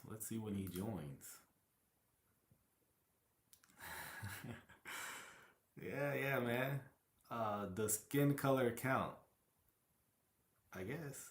I mean, yeah. Hey. Oh, guys. Oh man, I don't have it. I got to man, I wish I would have queued that clip up. I gotta get some new sound effects. I am working on some. By the way, if you're watching this video, make sure to like it. Subscribe is your first time. If you like it or don't. But you know what, man? If you don't like it, if I make you feel some type of way. If you don't like objectivity, if you don't want objectivity, you can unfollow me. You know? And so, yeah, like this video, subscribe, yeah, etc. Yeah. Let's see, let's go through some of these comments. Let's see. Yeah, like I said, I do content. I try to go live at least once a week. Also dropping a plurality of videos during the week. I generally address a lot of false teachers, doing discernment videos, teaching people how to properly read their Bible. Those are my passions, but I was very, early in my Christian walk, I wanted to be able to defend my faith. And yes, I am a presuppositional apologist. I stand on the fact that everybody has their biases. Everyone. I am biased to the fact that my Lord Jesus Christ created all things, even the atheists, right? And so everyone has their biases. I am open in admitting them. And so no one is neutral. In other words, no one argues from a neutral standpoint when it comes to this issue. The position and evidence of God are argued from a standpoint of biases that people come into the conversation with. The issue is our biases consistent in the world we live in the philosophy we live by? Absolutely. Precept for the win. My brother Rick, the presuppositionalist. Oh man, this has been a great live stream to kick 2023 off. Appreciate you, K-Dub. Happy New Year, all. God bless you, man. God bless you, brother. You know, I had to tell these guys. I wake up motivated. I wake up trying to bless somebody, inspire somebody, encourage somebody, help somebody to the next level. I got time today. I got time today. I got time today. Precept are the laziest apologists. Cool assertion, bro. Cool. By what standard? You know, by what standard?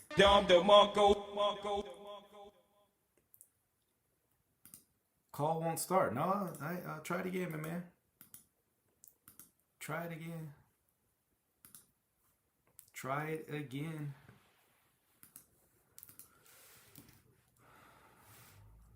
Try it again, sir.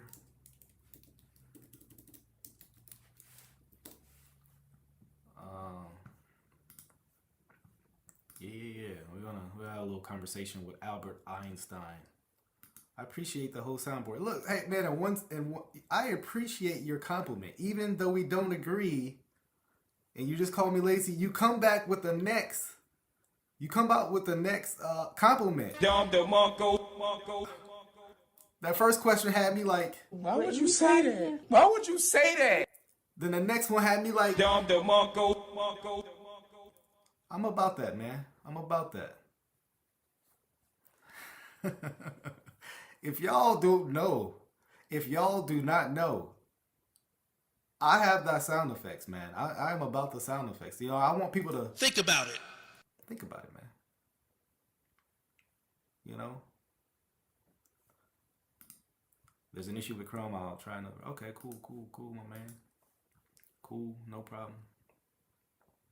Because you got me here like this right now. You got me a little... Because if you don't join, I'm going to be a little sad.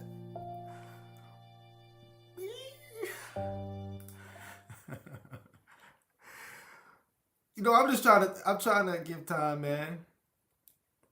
But you know, it wasn't me who won this conversation tonight. You know who did? God did. God did. You know? I was trying to ask him, What do you mean by that? what do you mean by that? He was like, doesn't matter. Doesn't matter. Y'all know, man, I'm not gonna shy away from preaching. Jesus. You know? You know? What does the Don DeMarco sound effect? So it's a common used in battle rap when someone has a nice bar, like if they say something good. So you know, yeah, man. Precepts are beta. I'm a pretty even keel guy, man. It takes a lot to get me mad, man. I'm pretty chill. You know, but I woke up today. I was like, Yo.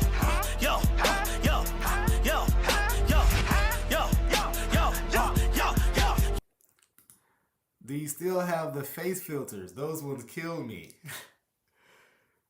If you ask, you shall receive. Hold on. See, the reason why I don't like this. Oh, wait. Ooh. Hold up. Wait a minute.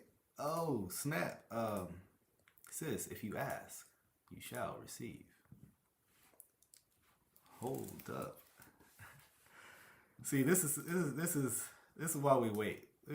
We're just cutting them up right now.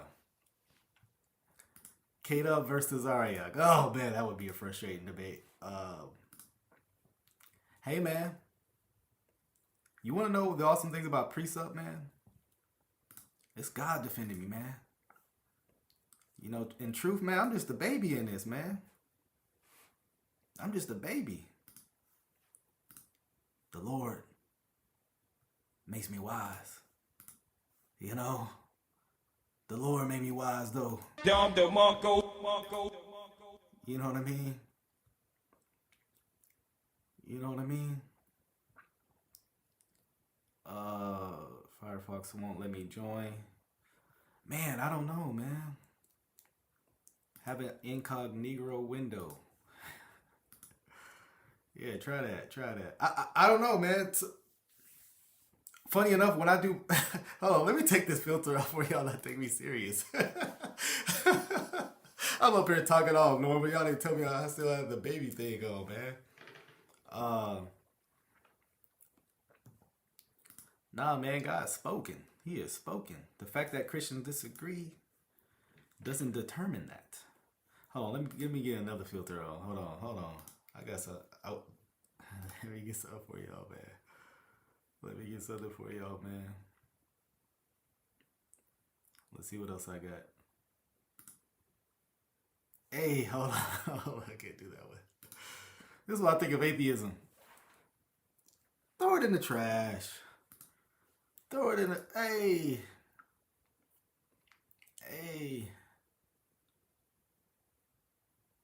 I should debate with a baby face. I would debate like this. You cannot win a debate like this, bro. You cannot win a debate like this. What you gonna say to me right now? What you gonna say? What you gonna say to me? You know, what you gonna say to a man like this, man? Didn't I look 10 times more confident? Didn't I?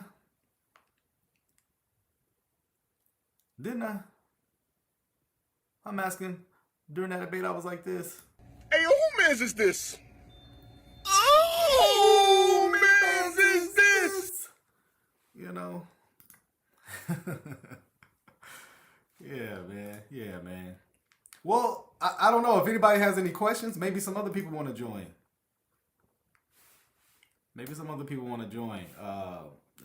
I understand. I don't know his name, but all I know is his he had like a Albert Einstein. I'm Ray Charles to the Atheist Worldview. That's hilarious. Yeah, if anybody want to come in and share their thoughts, that'd be cool. I'll take a couple questions. Yeah, we'll talk for a little bit. If not, I will head on out, and then we will prepare for some... Well, come on in, Mr. Paulie. Come on in, Paulie. Come on in, then. You can take the Pepsi challenge if you would like.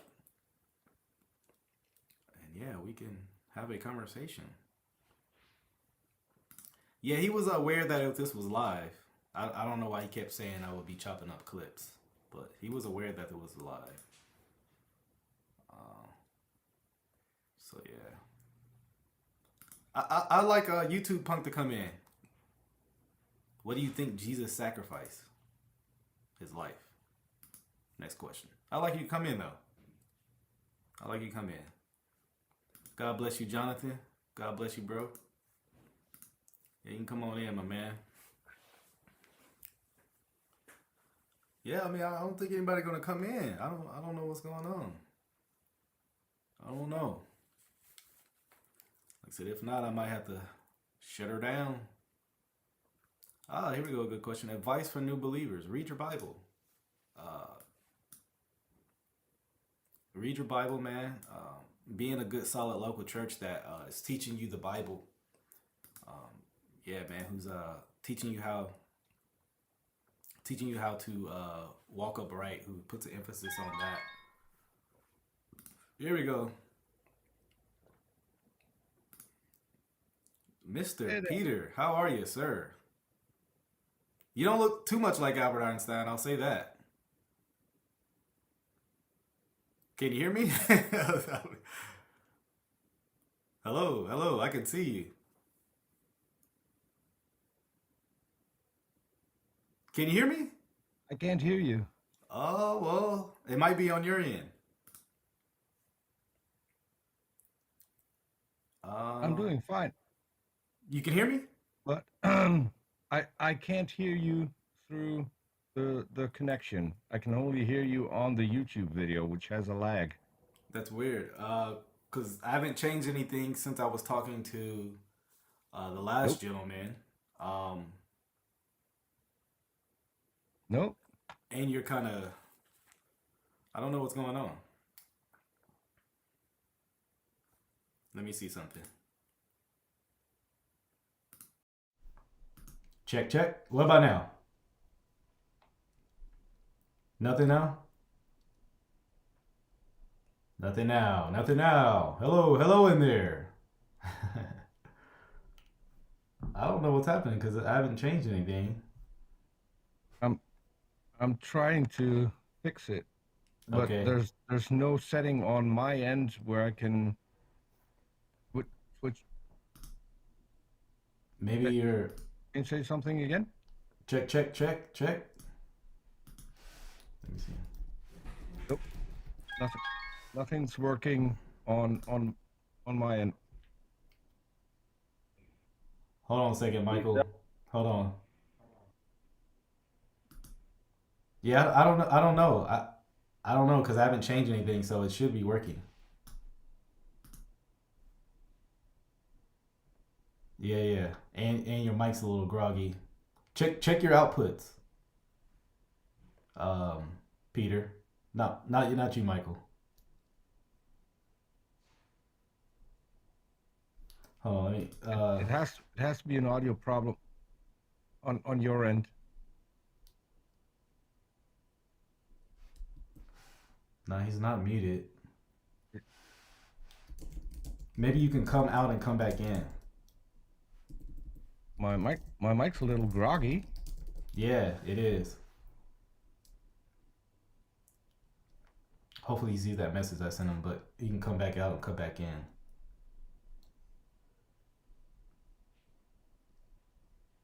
Yeah, reconnect.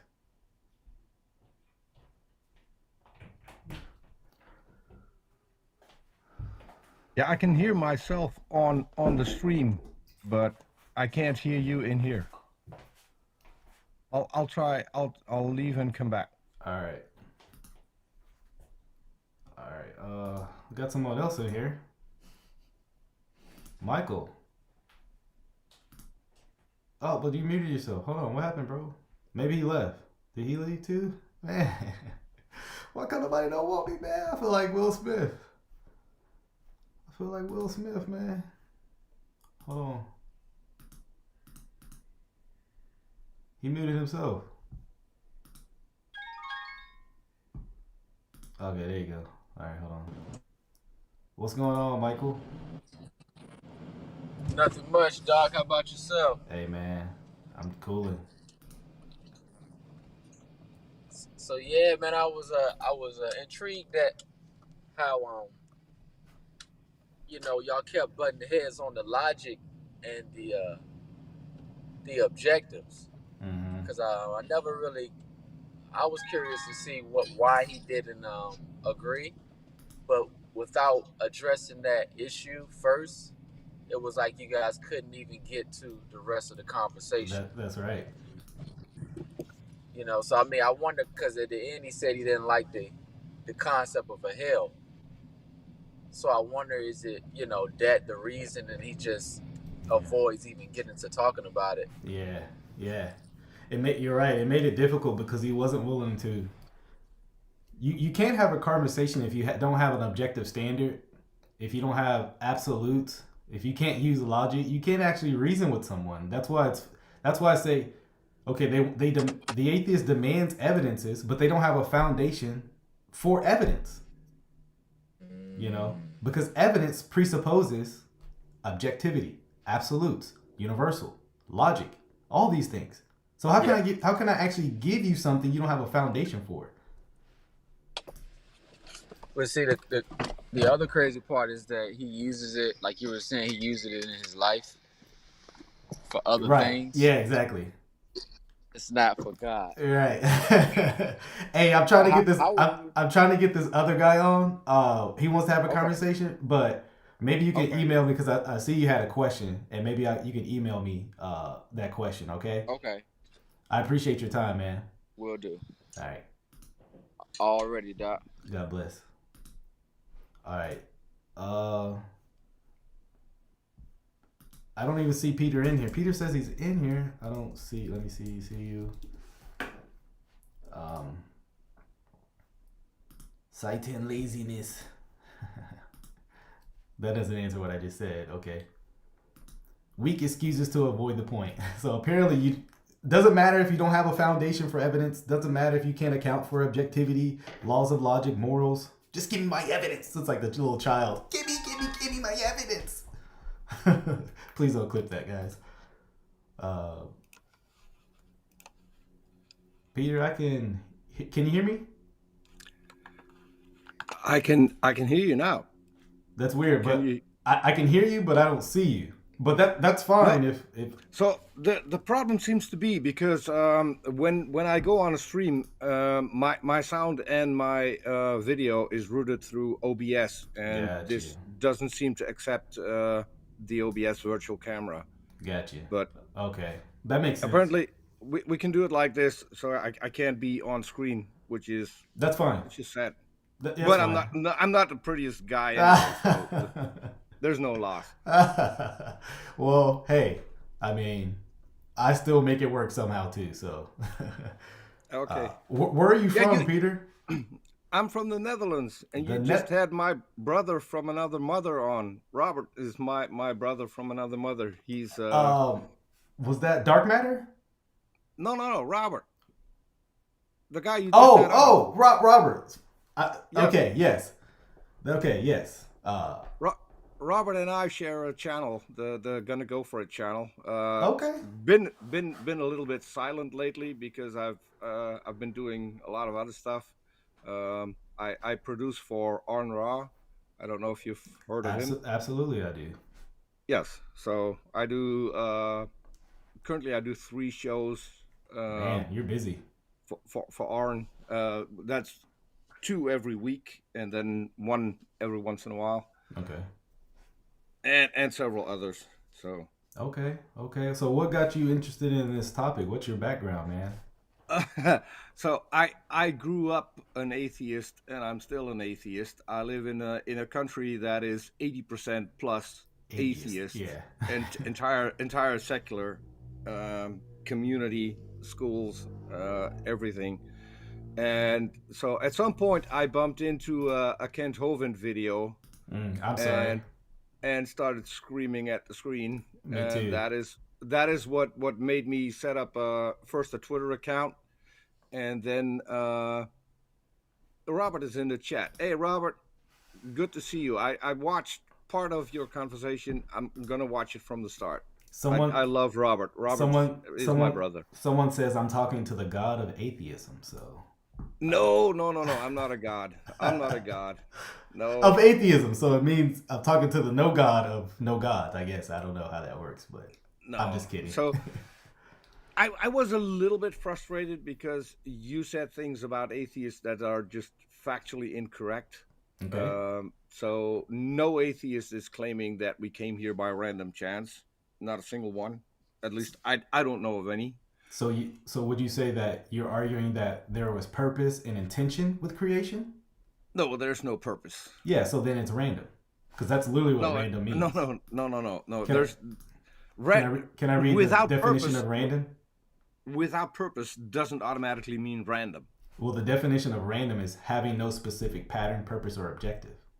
Chance is a synonym, which you would agree with, right? The world came about by chance, right? There was no attentive creation purposes. No. It came about by physics. Well, physics doesn't create anything. They only examine. It's an examination of that. Exactly. Which is why it's not a creation. Because if you call what you see, if you call reality a creation, then you're in a dishonest way slipping in a creator. And there's no need for a creator. Well, that's the assumption. No need. No, it's not an assumption. This is proven science. Proven science that creation comes about without a creator. Yes, because of quantum fields. Quantum fields generate unstable things in energy, which is what got us the Big Bang, which is basically an expansion of the energy. Then the energy slowed down, which is matter, and then in suns, in stars, different kinds of matter were formed through chemical reactions. It's all just physics. We do not need a god. Well, physics didn't cause that. Physics is what observes. Physics did cause that. No. Physics doesn't create things. Physics examines things. Exactly, because it's not a creation. Well, physics is a concept. No. So I can't grab you a cup of physics. What did you think? What do you think is created? Everything. What do you mean everything? I mean, the world, You, the stars. That formed because of the laws of physics. Well, okay, I don't deny that the laws of physics exist, but let me ask you this: is the law of physics objective and absolute? Nothing in science is absolute. Okay, because so if anything in science were to be determined to be absolute, then we stop doing science, which is what we shouldn't do. Well, science is based on the principle of induction. This is why we can actually make determinations about something. Science is based on evidence and experimentation. So, and because we can't, we don't get all the evidence at once. We need to figure out where to look and how to get the evidence, which is why science is an ongoing process. And the more evidence comes in, the better our explanation will be, which is what we're currently seeing in the Big Bang theory. Is that a lot of people are stepping away from the fact that that was the start of something. So it apparently wasn't. The universe is eternal, and all that happened was that there was this what they call the singularity, which is just energy, that had an expansion. So it just changes states. How can you call evolution a fact if it is not absolute? I didn't even talk about evolution. I talked about cosmology. You did bring up evolution. No, I didn't.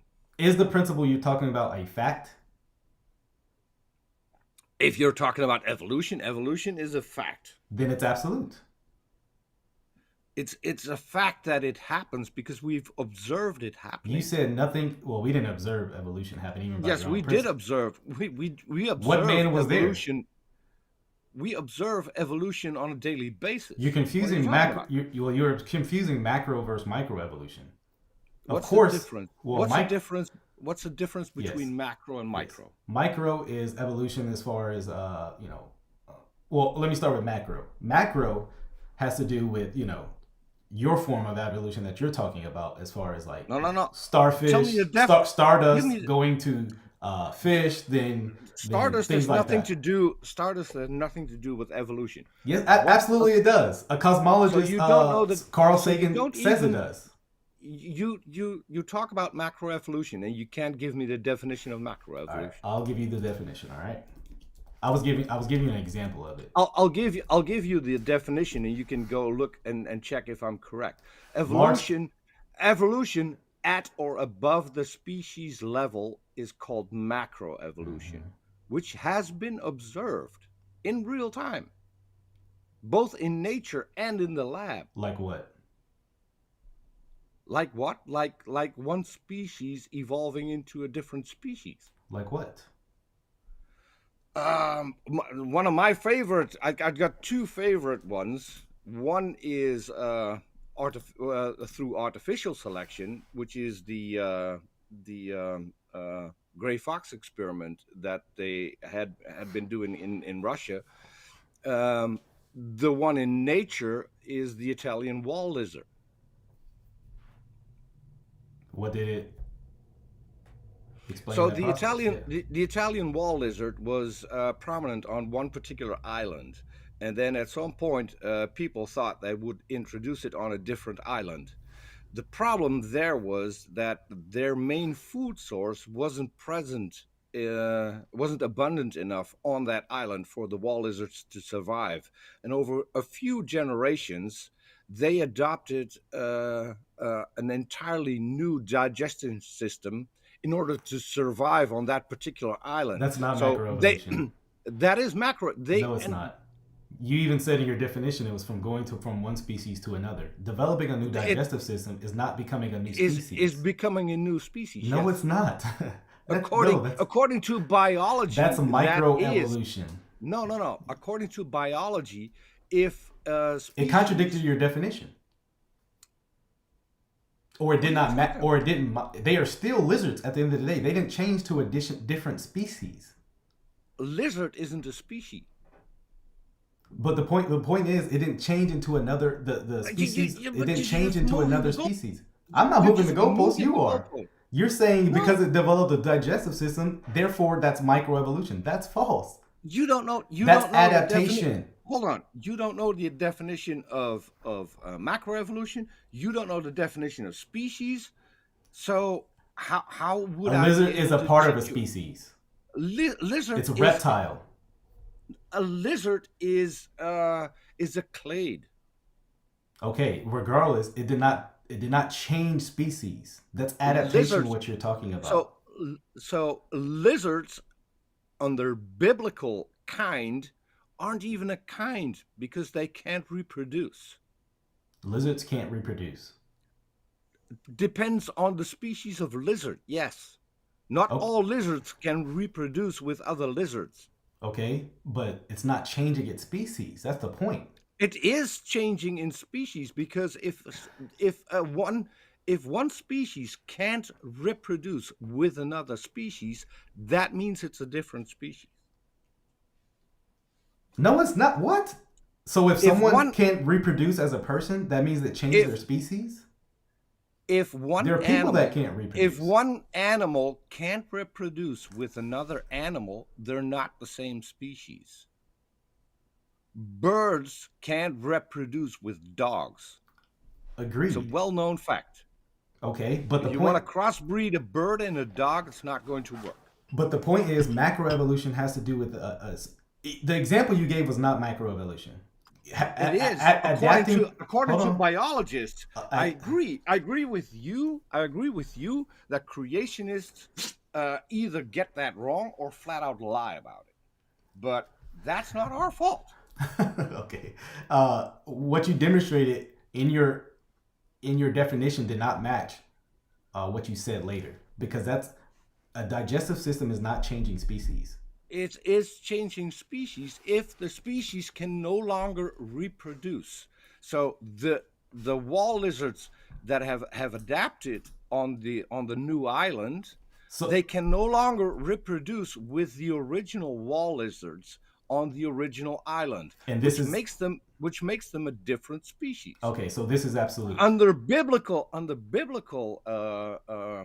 classification, it would make them a different kind, because a kind, according to the Bible, is what can reproduce. Okay, so if it can't reproduce, it's a different kind. So this is absolute, right?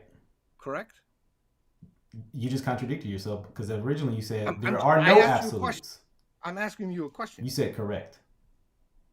I asked you if under biblical taxonomy, so I'm asking about what you're talking about. Reproduce, they're a different kind. Am I correct? No.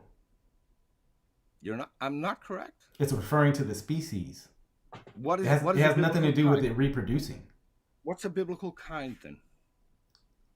It has to do with this. I've explained. It has to do with the species. Give me a definition of the biblical kind. Has to do with the species. Doesn't track. Because I'll answer this. Hold on. I've read the Bible. I know what I'm talking about. Well, it doesn't say what you just said, that it's a kind. It does say. And it says it's not a kind unless it produces. That's not what it says. It is what it says. What verse says what you just said? I don't know the verse by heart. There you go. Well, you can look it up. Okay. Give me your definition of the biblical kind. No, you made an assertion about the Bible that I don't accept. Okay, it doesn't teach that. I'll discard my assertion then. So I want to ask Peter, then you give me a definition of the biblical kind, and you give me the verse where I can find it. It's irrelevant about your assertion. The point is this absolute of what you're talking about? You don't know the Bible either. Is this absolute what you're talking about? No. I'm just asking you. You don't know the Bible either, because you can't give me the definition that you tell me. You made a false assertion. No, I didn't. Because for me to make a false assertion is when you can correct me and propose to me the. So nothing's false unless it's not false unless you can correct it. It's not false until you can correct it. Yeah. Yeah, you can't correct me, can you? I can. But again, what I'm asking about is this absolute what you're talking about? You keep talking about absolute. Yeah, because you said there are no absolutes. So I want to ask you about that. There are no absolutes. So again, everything you said is not necessarily true.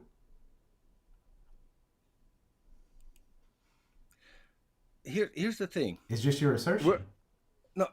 We're talking about species and about kinds, and then because I asked you to give me the definition of kind, you want to change the topic. Is that what we're doing? It's actually related because it's dealing with everything you said and the truthfulness. I'm still waiting for you to give me the definition of kind and the verse that backs it up. You made a false assertion about the Bible, and now you're switching the grounds to I me. want to know the correct thing. So give me the definition, according to the Bible, what a kind is.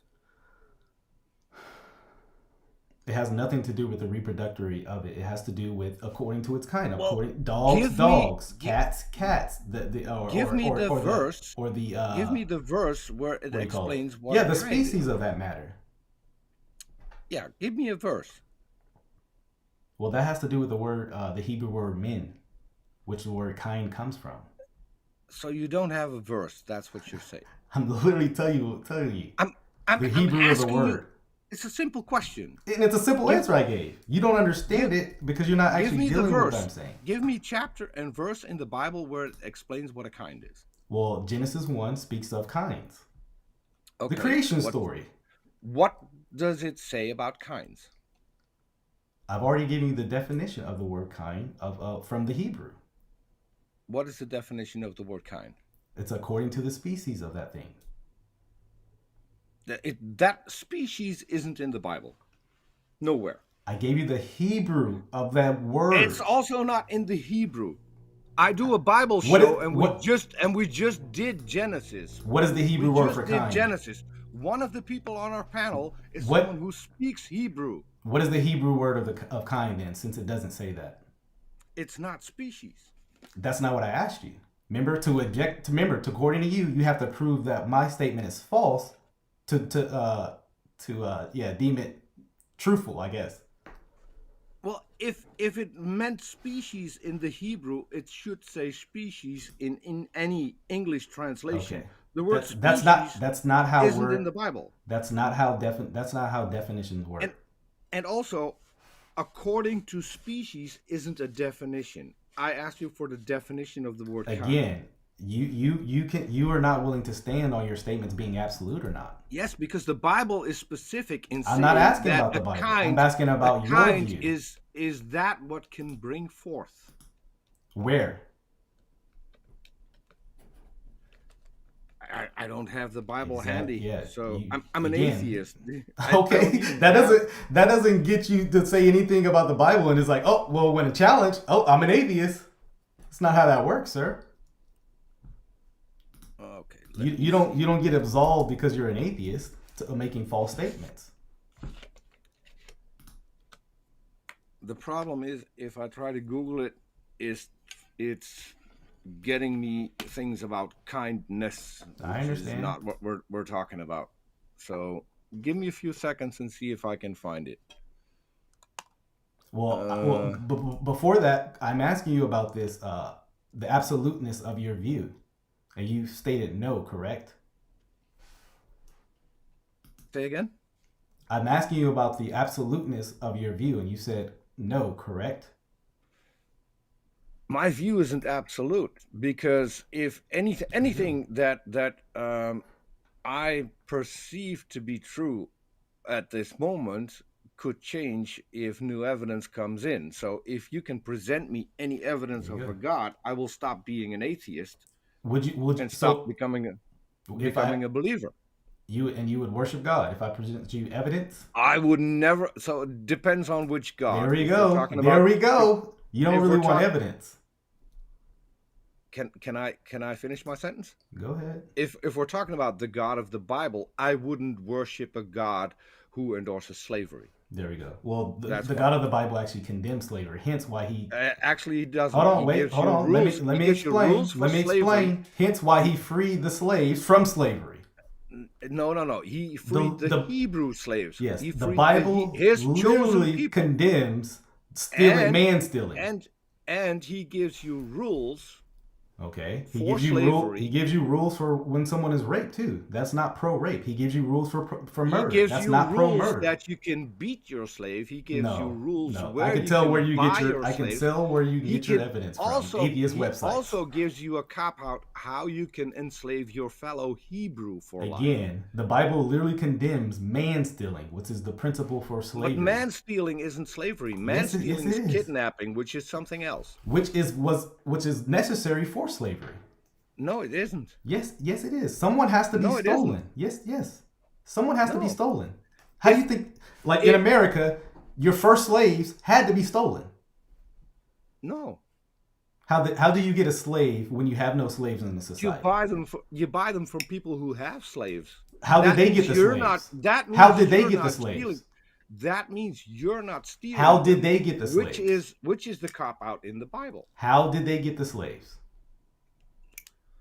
Buying them. How did they get the slaves? That's irrelevant. It's actually no, it's not. It's If you very buy- relevant to if how you- you got slaves. So those rules were only for the Hebrews. No, it wasn't. Right? It was against. Yes, it It was. was against man stealing. Was against anyone. You're not very familiar with it. Most atheists are not familiar with the topic of biblical slavery. They assume certain definitions of slavery, and then they read into it because of things like transatlantic slavery, which in America. Yes. I know. That's what I'm saying.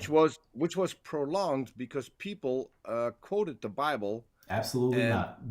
Absolutely. The abolitionists were a Christian movement. If it wasn't for Christians, there would Absolutely. still Did you know- be slavery. did you know- Atheists did weren't. you know- Atheists weren't vowing for to free the slaves. That's for sure. Did you know that That's the for Bible sure. was used to subdue the slaves? People have they used wanted the to make Bible. them Christians because then they would be easier to handle. Yep. And those slaves got what they called a slave Bible, which left out several verses. Yes. People have misused the Bible for thousands of years. What's your point?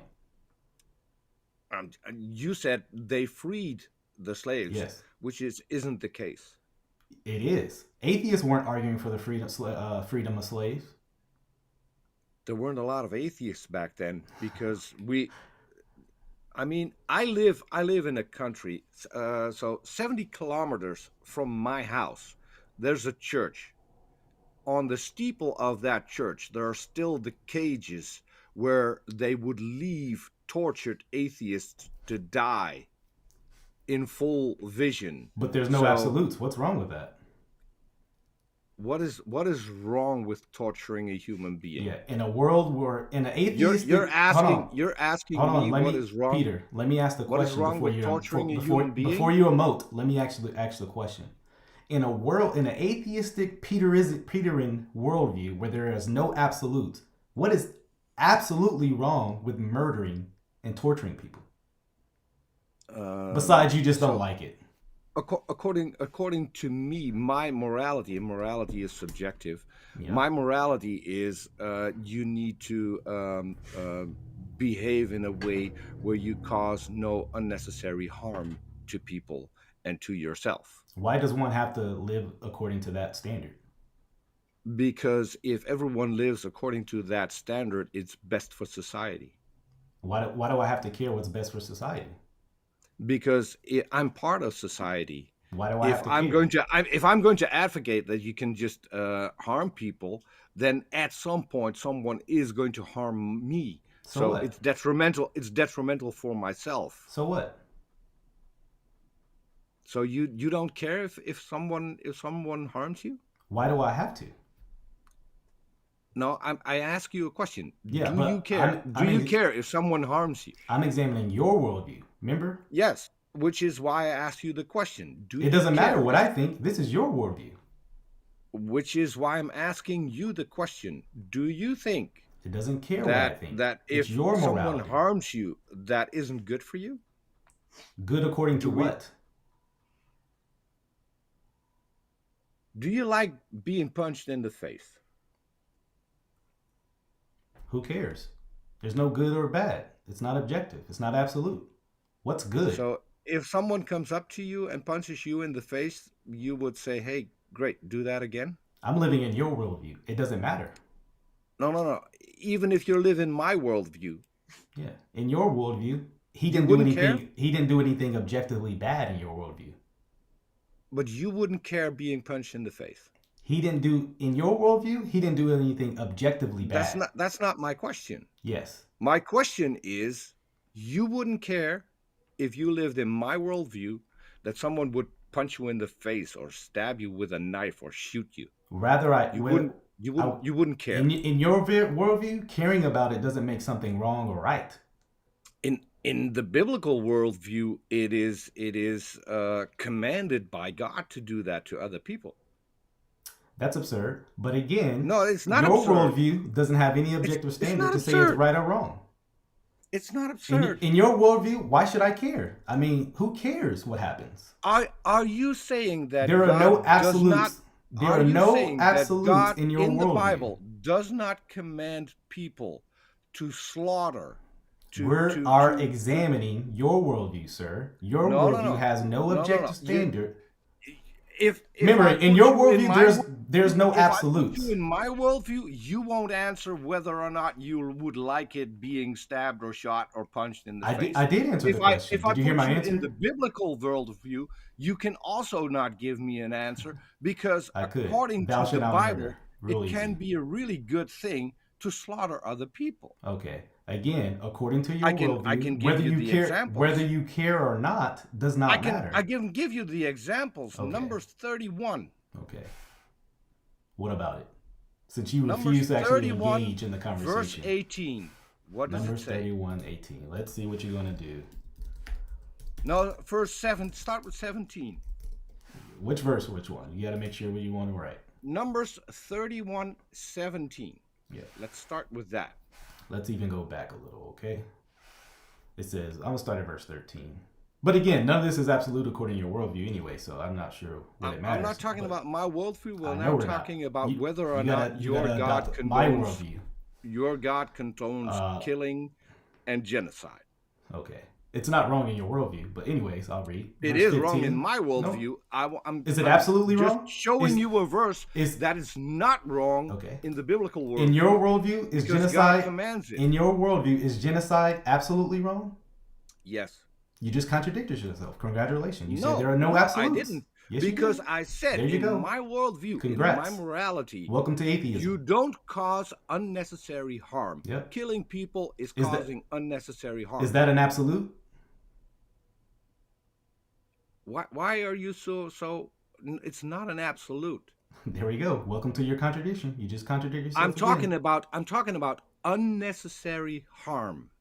Okay. Is not committing genocide, or is genocide an absolute in your worldview? If you listen closely, I'm saying unnecessary harm, which means that you can necessarily harm someone. People have surgery. That means that they're being cut open. That is necessary harm. That is harm inflicted on a person in order to heal them. So, no, it's not an absolute. I'm giving you both ways. I'm talking about genocide, which it's not necessary, correct? Mm-hmm. So is it an absolute? It's not nothing is absolute. In my morality, it's wrong. There you go. There you go. Why are you so hung up on absolutes? There are no absolutes. There are no absolutes in the Bible. Nothing is absolute in the Bible. That's your statement. But no. That is when you read the Bible, you can see that nothing is absolute. God says don't kill. And then he orders people to kill. No, he ordered people. There's no absolute. No, those are God never says not to kill. Those are complete God never says not to kill. So now kill all the boys as well as every woman who has had relations with a man. You made a false statement. Spare for yourself every girl who has never had relations. Peter is muted because he's not willing to have a conversation. Are you willing to have a conversation? Because God ordered it. Peter. And we've got. Peter. And we've got. We can't have a conversation, so Peter's done. Peter made a false statement. Though the Bible never says to not kill, it says to not murder. It's not the same thing. The atheist conflates the two. And notice, he's arguing there are no moral absolutes, yet he's trying to say the Bible is absolutely wrong about the morals it presents. So it's a complete contradiction. Complete contradiction. And then why are you worried about absolutes? Because you're the one trying to say the God of the Bible is wrong on this particular matter. It's utterly ridiculous. It's a complete contradiction of his own worldview, of what he just said. There are no absolutes, but here I am trying to show you that this is absolutely wrong. If you're not saying it's absolutely wrong, then it's irrelevant. So, interesting, Peter. Well, thank you for your time. Thank you for your time. I kicked you out because you were just talking. You were talking. Again, I just showed you how your worldview is extremely contradictory. There are no absolutes, yet here I am trying to show you that the God of the Bible is wrong. That's absurd. You can't, if there are no absolutes, you can't say something is absolutely wrong or right. It's just your preference. Just your preference. What are you afraid of? Let me back in. I've been going on for 2.5 hours. 2, your worldview is contradictory. You can't say there are no absolutes. Then you pivoted to say there are absolutes. Again, it's a contradictory mess. Morality is relative to the subject. If morality is relative, there is no right or wrong. It is what Richard Dawkins says.